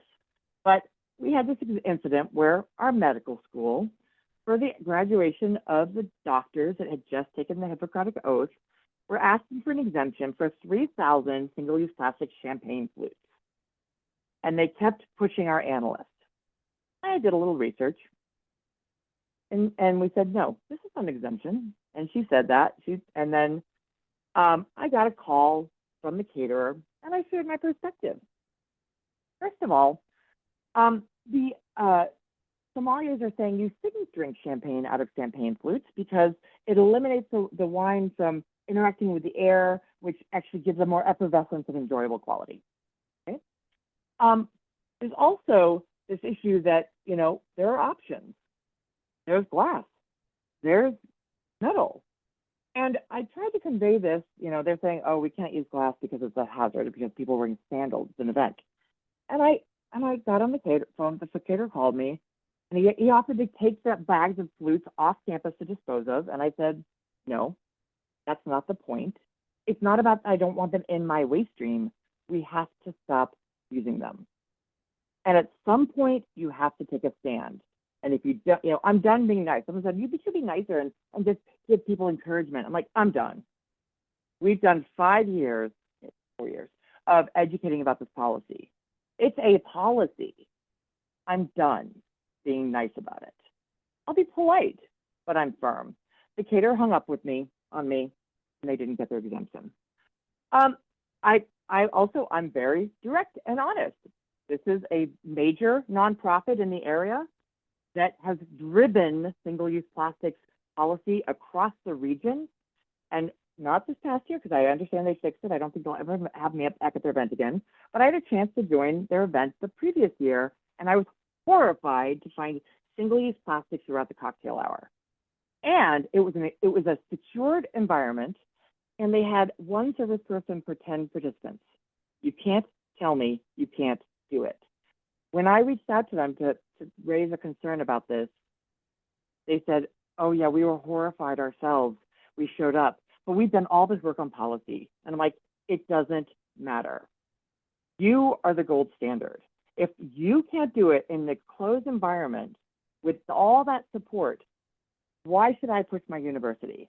Why should I be called a fun killer over and over and over again? So we have to hold people accountable. Now, I just had another exchange last week, and I guess I was just called a fun killer again. Yay. So I get this picture from a town hall that was held with our athletic director. And, I had previously reached out to this very public group on campus whose events are basically shrined all over the internet forever, and talked about, in 2023, this was their second violation. You can see, I said, they're like, well, is it, this one was for, it was the grad students, blah, blah, blah. I'm like, it doesn't matter. The policy is all university events. I don't care if you bought it with your own money, it's in a university building. It has usually a name on it. You can't use it. But then last week, I get another image. The town hall. This is our athletic director, Martin Germand, announcing the Big Ten launch. And there are bottles. I send a third violation notice and CC Michael Beck. I got in trouble a little bit, not from Michael, from someone else, and it's been backed off a bit. But and the response was that basically, I assure you, we've adjusted. This is truly a one-off. It was really hot. We were dying. We were thirsty, and the two alumni gave us bottles of water. And my response was, I appreciate that situation happened, but you are highly visible. And it is a huge failure point. And we are headed for major heat issues. And we have to plan accordingly. If you are going to have an event, you should have water for your guests. Now, this is from Luskin Center of Innovation, and a whole bunch of other people worked on it. This is the heat map for LA County. It tells us how many more days over 95 degrees we're going to see by between 2035 and 2064. So let's just go, let's see, we're going to get closer to where UCLA is. Now, this is a little bit hard because you have to pay attention because the valley is very different. So this usually is a little more granular. But basically, in Westwood, we are going to see roughly, oh, this is right. So this one does not have the granular. Sorry, I thought it had, there is one that's much more granular. But in LA, we are going to see somewhere, depending on where you are in the micro ecosystem you're in, 64.3 more days over 95 degrees. Hydration is going to be essential. And this is the problem. We are going to end up, people are going to say, oh, I need bottles because I need to have it, cheap to hydrate. So, and the problem is with that is that, sorry, that's not okay. Let me go back to this again. I'm almost done, I promise. So here's the interesting thing. We know what to do. Over half of us know what to do at least. And I tell you, the people coming up the ranks are smart too. This is my Grammy. My Grammy, I was thinking about this and all the waste that I was seeing. And I was like, my Grammy would be horrified. And I was like, you know what? No. My Grammy, who was 4'4", was chronically ill, died when I was 12. It was heart surgery. She had one of the first full-on open heart surgeries done ever in Scripps. She would sit in her hospital bed and she would take styrofoam egg cartons and make the most incredible Christmas trees you've ever seen. When I went to her house, we drank out of yogurt containers. When we went to picnics, it was all reusables. Our grandparents lived this way. This is not some, oh my gosh, we have to figure this out. We know how to do it. It's just more expensive and inconvenient. I'm a little feisty today. I took a nap, so I need to wrap this up. But you know, yeah, there's a bunch of stuff we're doing. There's a bunch of lessons learned. We make a little bit of headway every day, and as we make more headway and hold people accountable, more people come out the woodwork and make it happen. So at Amazon Business, who said they couldn't remove single-use plastics from our buying portal, is removing single-use plastics from our buying portal. Office Depot is going to have to come after that now, because now we've set the standard. We've got, dining, who's been, because of staffing issues, chasing at reusables, or is recognizing that with Olympics coming, we have to do it. I got a call from our head of dining, who's fabulous, amazing, has opinions. And he said, athletics is pushing back on reusable wear. Said, send them to me. My job, I'm the fun killer. Yeah, I don't want you to be the heavy. I'm the heavy. My job is to hold them accountable. Your job is to keep the relationship so we can keep things moving forward. And there's lots of stuff coming up. That's it. That's what I got. All right, thank you. Thank you very much.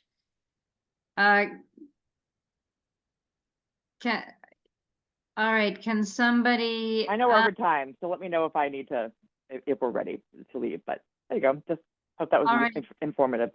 Thank you, Bonnie. I think folks really, really enjoyed that. We are very much over time. So I will take one more question or comment. And Melanie, go for it. My question was going to be for Kikei, but I just got to say, Bonnie, thank you so much. And don't tone down on the feist, and don't ever back off. Appreciate you. And my question for Kikei, I keep hearing from people like we need changes. I can't tell you enough the impact of letter writing, getting on Reddit and going after, making your voice heard to companies. I mean, Thermo Scientific stood up, stepped up on their own, but Coke would not. I'm still not convinced that they are really above board yet. But the language is shifting progressively. So, hey, I'm going to give them a moment. But if they start greenwashing again, I'm going to publicly shame them. So get your voices heard. Tell these, programs it's unacceptable. If you go to a city event and it slips through all the time. Slips through all the time on my campus. Let them know you see it. That's what matters. We have to hold people accountable. All right. Sorry. Go ahead, Melanie. Sorry, I didn't mean to interrupt. 100%. Thank you. So I know we're late, so I'll just ask really quickly. Kikei, I think I might have missed it on the way in, but I am one of those residential multifamily buildings. Is there something I can give to our, we have different situations in my block. There's some apartment complexes and there's some condos. Some managed by HOAs, some managed by just their own little, or managed by a company. So do you have a set of, or a single, or any sort of thing that you can give as encouragement, or a form to fill out, or whatever, to these building managers? Because I know that they're supposed to voluntarily step up and there's a deadline and all that, but they're just not doing it. So yeah, there's a good number of materials that we have on our website. That's a really good question. Thank you for asking. So I'm going to put into the chat. It's for our signage, but there's this SB 1383 section in regards to just all materials related to the policy. And one of them is actually the ordinance letter signed by Mayor Karen Bass in the city of LA. That's something that could be helpful and information being just, hey, did you know there's a policy, like we're supposed to have the service? What we can also do is reach out to Athens by calling the number on that website and just saying, hey, I'm a resident at so-and-so. I would love to ask if, a recycling coordinator can come out to the property and maybe speak to the property manager, just kind of educate them about the policy and just kind of the resources that they would also provide to help them start up the service, get them onboarded, and also educate the tenants. Okay, so because I was told a couple of years ago that I couldn't intervene, that I had to wait for the building manager to do it. So the building manager will have to sign off on the services, but what we can do is to call the city, and then our recycling coordinator can be aware that someone from this property is seeking to hopefully get the property manager to add services, and that way our recycling coordinators will get notified and they will reach out to the property manager. Ah, beautiful. Thank you so much. But And I there don't are, know, Nick, do you want to jump in on that real quick? Or Dan, just in general? I'm sending a link to the chat with to our website to our homepage for commercial and multifamily organics recycling. I mean, I've read all the information and all the background materials. There was some really nicely put together stuff. What I want to know is if I call you and give you the name and number of the building manager, then you can reach out to them and say, you guys need to do this. Let's set up an appointment. Typically, we don't do that just because of the massive volume. Dan can speak to that a little bit more. So let me say that even if you call in as a resident and you say, I want organic services, and you give your address and you say, hey, please reach out. We want a waste assessment. So Athens or any other of our service providers will reach out, but they'll reach out to when they get that in, we'll have your contact information, but they have to still reach out to the property manager. But it does help them, right? To say, hey, your tenants have reached out and they're looking for this service. I've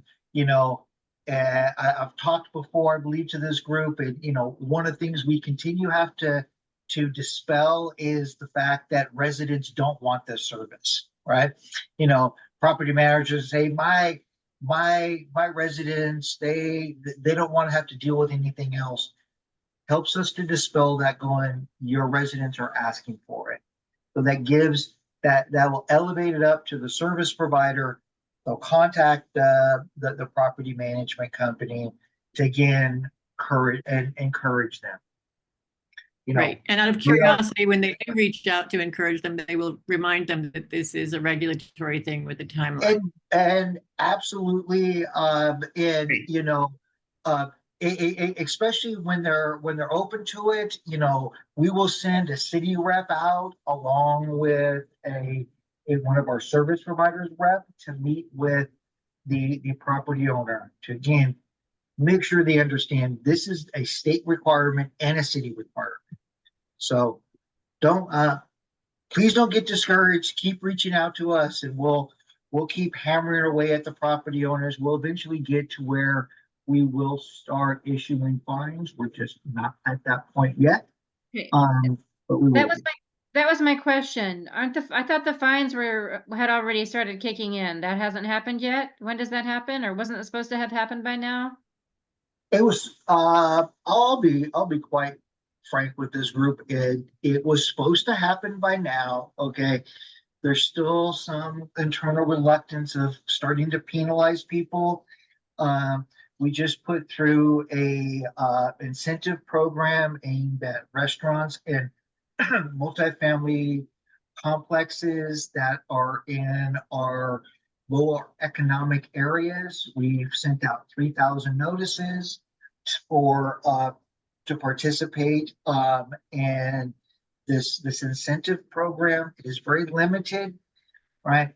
That folks want to make sure that we've explored every avenue before we start levelly issuing penalties. That's just where we are right now. So we are close. I can tell you that my division is at the ready. We just need to be given the permission to actually start that process. It is a tough one, right? It's going out there and start issuing penalties to commercial properties and multifamily properties is a big step. You need Bonnie over there. Oh man, I would love to have even one, Bonnie. Give me 10 and we'll take over the world. Well, to be fair, the challenge that like Athens has or LA San has is they have to be polite. I may have to be polite too. They have to be polite. Like they have to be polite. They're like the roles that they're playing. They have to be polite, right? Like Athens is a service provider. LA San is I have to be polite, but I'm sort of done with it. And I'll get, we'll get tools out there. I'll help people solve problems, but I'm overhearing that it's just, I don't want to do it. That's just, I'm done with that. So, but that's, again, I'm cranky and getting older in my field, and I might get fired for it. Oh, well, fine. I'll go be cranky someplace else. All right. Well, I want to thank all of you. This was really educational. I learned more than I thought I would, to be frank. So I hope this was helpful for everybody. I want to thank Daniel and Nick and Kiki. Marcus had to leave. He has a plane to catch, I think. And I want to thank Bonnie, and I also want to thank Tristan. I hope you're still here, Tristan. Tristan, oh, thank you. Tristan Marler is here from LA San, and she really helped me put all this together. So thank you, Tristan. And thank you for everybody who's here. And we are going to now move to our committee reports. So I think that is, I think I have to get that going. So let me try to do that. Okay, here we go.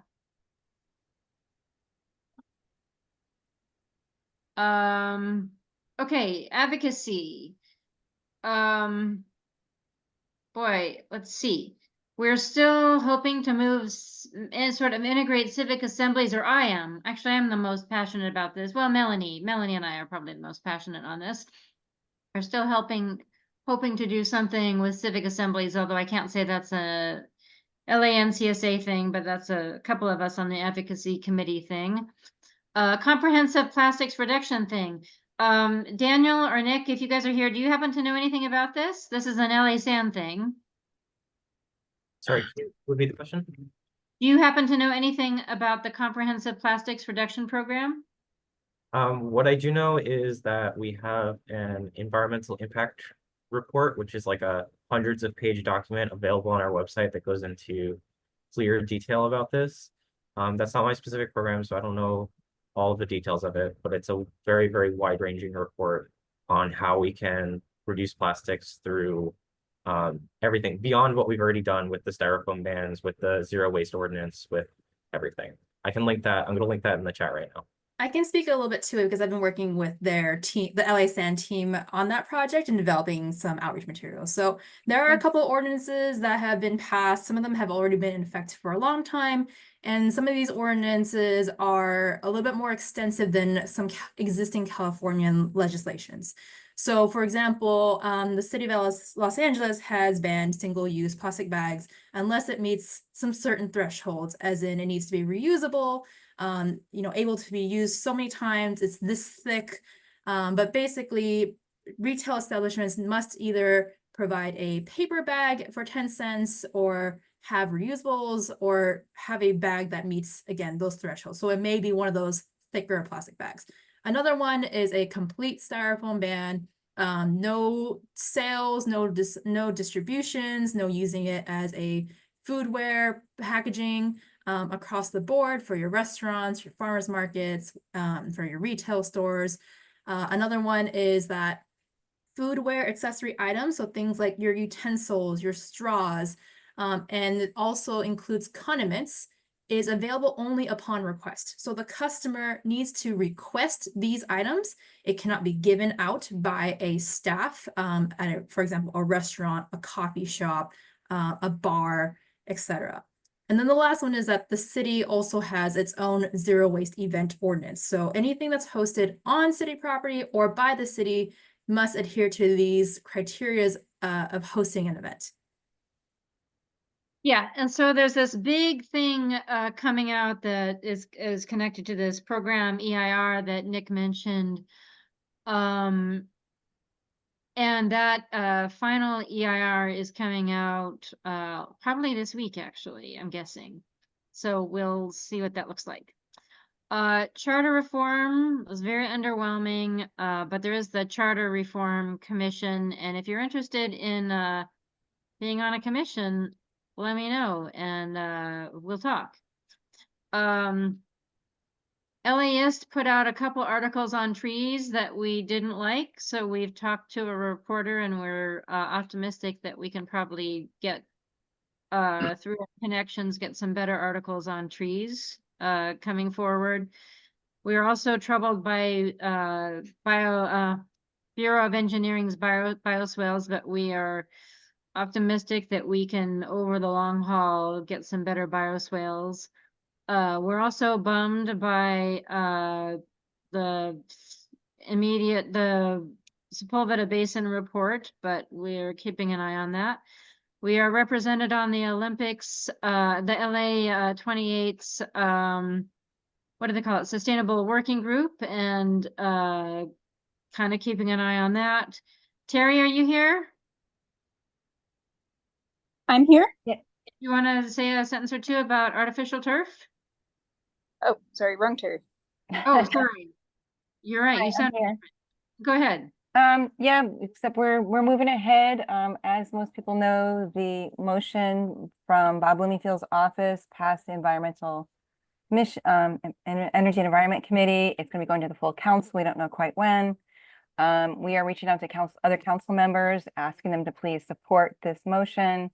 And people here, if you're interested in learning more, please check out the artificial turf page on the LANCS website under advocacy. Also, you can file or submit a public written comment if you haven't already, supporting the council file. Contact your neighborhood, your council member, tell them to please support this council file. And your NC, if you're with the NC, maybe they can agendize it and pass a CIS supporting it as well. Thank you. And totally connected to this evening, we've been working on making this year's Congress of Neighborhoods more sustainable. I'm not entirely sure how that's going, but in terms, speaking of water, oh, Tristan. Yes, I think actually, yes, go for it, Tristan.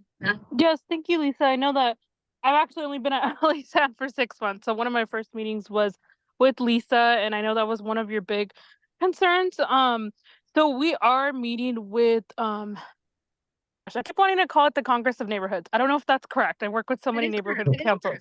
Okay, perfect. So we've been meeting with them, and we are working with them and helping them have a zero waste event. So Jennifer Pinkerton, who is responsible for the zero waste typically, is help. And so we have been in contact with them. I've gone to many of their meetings, and we plan to keep in consistent contact up until the event, just to help them as much as we can. Wonderful. And I did hear from Blake the other day that you are helping them with sustainable silverware or something along those lines. Yes, that's correct. And then on top of that as well, Jennifer Pinkerton's team, who basically tells people how to sort the trash, right? They will be there on site helping attendees correctly sort their trash as well. Oh, good. That's something I've been stewing about. Thank you. I did not know that. I've been wondering and did not know. Thank you. That's fantastic news. Okay. I always forget which is the next. Why isn't my cursor? Oh gosh, this happens sometimes. My cursor is not advanced. Oh, here we go. Oops, I skipped one. Energy. AJ. Yeah, so just have 3 simple updates. So just putting a reminder, we're continuing our advocacy efforts around the Vista Hermosa drilling site. For those of you unfamiliar with it, basically the why behind our advocacy is basically the ongoing issue of development of new housing on top of uncapped oil wells. So the latest is just putting a reminder out there that we have an upcoming tour penciled with the Office of State Controller Betty Yee, September 7th.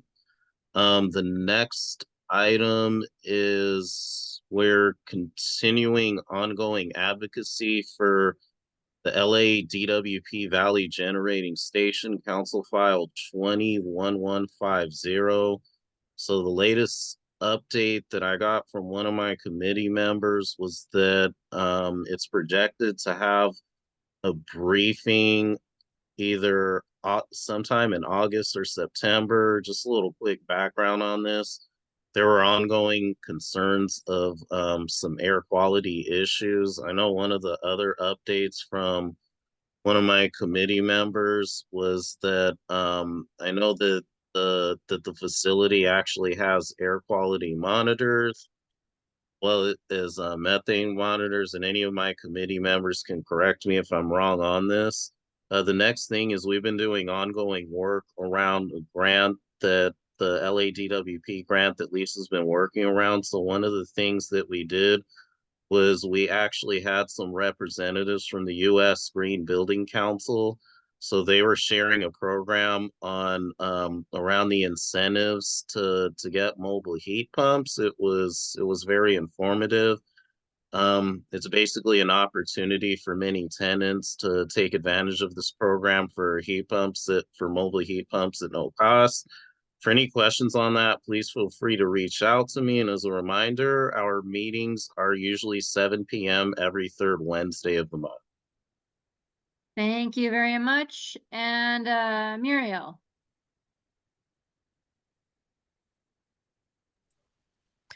Hello. We had our meeting the very first day of the month. It happened to just work that way. And our transportation committee meetings do fall on the first Thursday of the month.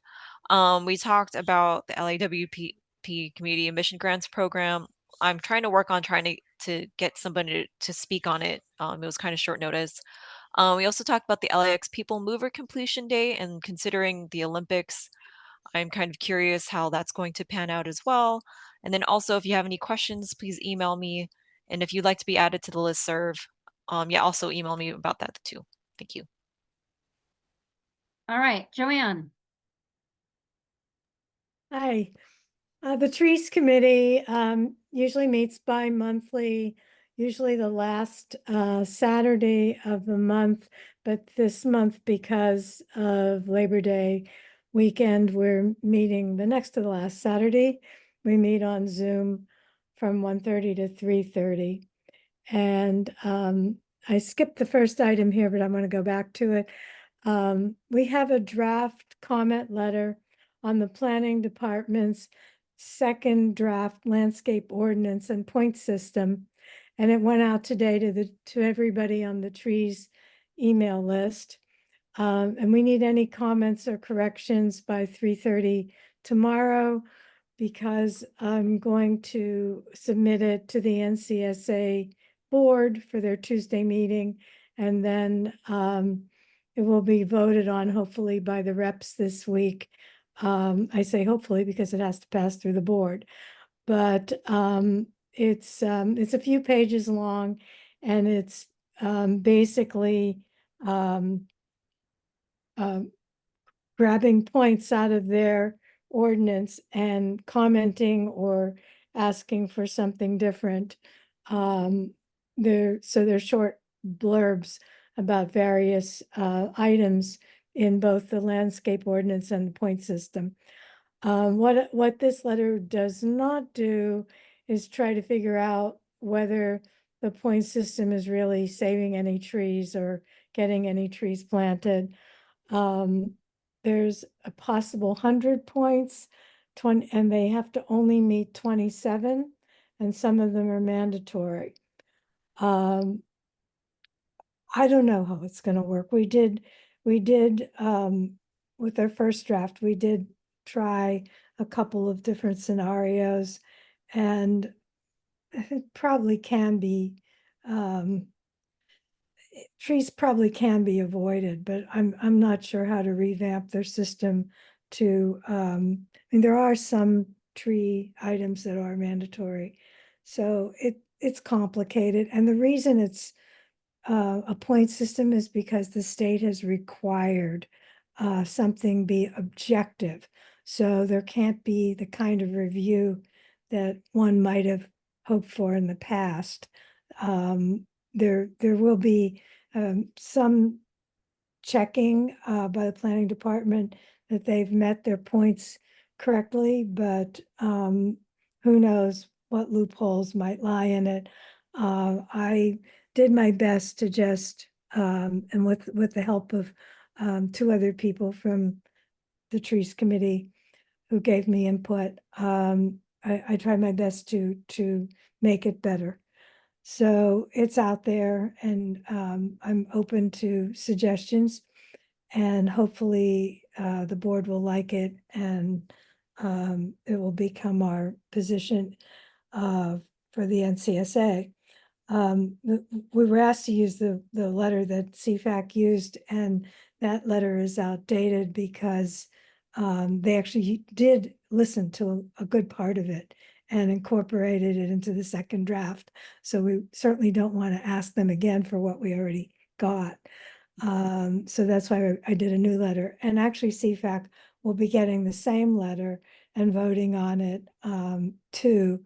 And so it'll probably be relatively the same. I can't tell if at the CFAC meeting, there's a special meeting to consider it, and I don't know if they'll change anything. But we have 4 letters to consider a week from Wednesday. So it'll be slightly past the deadline, but I'll be telling the planning department, Michelle Levy, that will probably be the same as NCSA's letter, assuming that NCSA's goes in.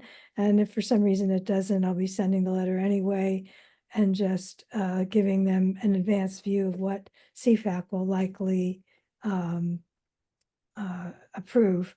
And 2 CFAC members worked on it, so I think it'll pass. This next trees committee meeting on August 24th, we're going to be looking at our trees campaign, 1,000 postcards that we want to send to the mayor. We're going to have a multitude of voices to get trees on the mayor's radar. And we're going to distribute these at the Congress of Neighborhoods on September 28th and other venues like neighborhood councils. The goal is to have a large number of postcards and emails arrive in a short period of time to the mayor, so that his trees just don't seem to be on her radar at all. In fact, I'm going to publicly let you know that I was asked to go to meetings that to support her campaign, and I have declined. So I feel she's done 0 for trees. And I just in good faith cannot support her until she changes her approach to trees. And I have one more fact to share with you that was brought to my attention by a CFAC member who's also on the trees committee, Adele Slaughter. There are the tree canopy in Los Angeles. This is really shocking. From 2000 to 2023 has declined by 50%. So that's from cutting down trees and over trimming. This was Global Forest has a link that we're going to be putting on the postcard, and that is if it's approved by members of our trees community. So anyone who would, it's open to the public. So anyone who wants to come and give input on this postcard, please do come. And there'll be other things on the agenda too that we'll be talking about.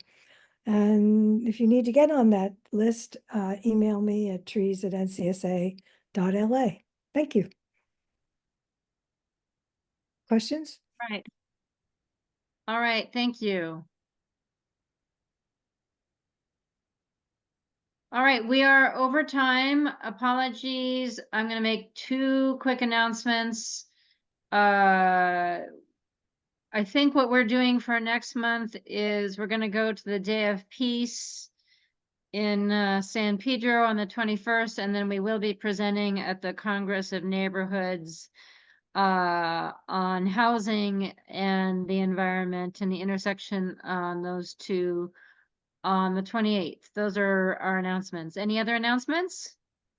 Oh, and please, somebody can put the eval. Please do complete our evaluation. Somebody can put that in the chat. I would really appreciate it. Any other announcements? We don't need announcements because we're over time. Just really quick, Lisa, I wanted to also remind you that October 5th, we'll be working on a median and Pico and then, yeah, and Union event. That's been confirmed by KYCC. All right, very exciting. Thank you. Okay. Very exciting. Yes. And once again, thank you to our panelists and Bonnie. This was a really rich discussion. I cannot wait to read the chat. Thanks for having us, Lisa. Yeah, I also really. Before we go, I also wanted to just plug that we can give presentations at any of your neighborhood council meetings or any events that you're having. We've presented at the sustainability conference before. We have a general overview locked and loaded of what goes in each bin, as well as we have plenty of giveaways to give away. We're trying to hit our goal of handing out 200,000 kitchen compost pails by the end of this year. So we really want to go to your events, give them out. We can deliver them if we can't make it. We also have flyers to give out, magnets for your fridge to give out, stickers for your bins telling everybody what goes in each bin, as well as a little waste sorting game we can play at any table. So please invite us. Well, there is do you know about the Day of Peace? That is September 21st. So maybe we can talk offline about that. Please do. Okay. All right. Well, thank you everybody for staying late, and have a wonderful evening. Good night. Thank you. Thanks. All right, everyone. Thank you. Thank you.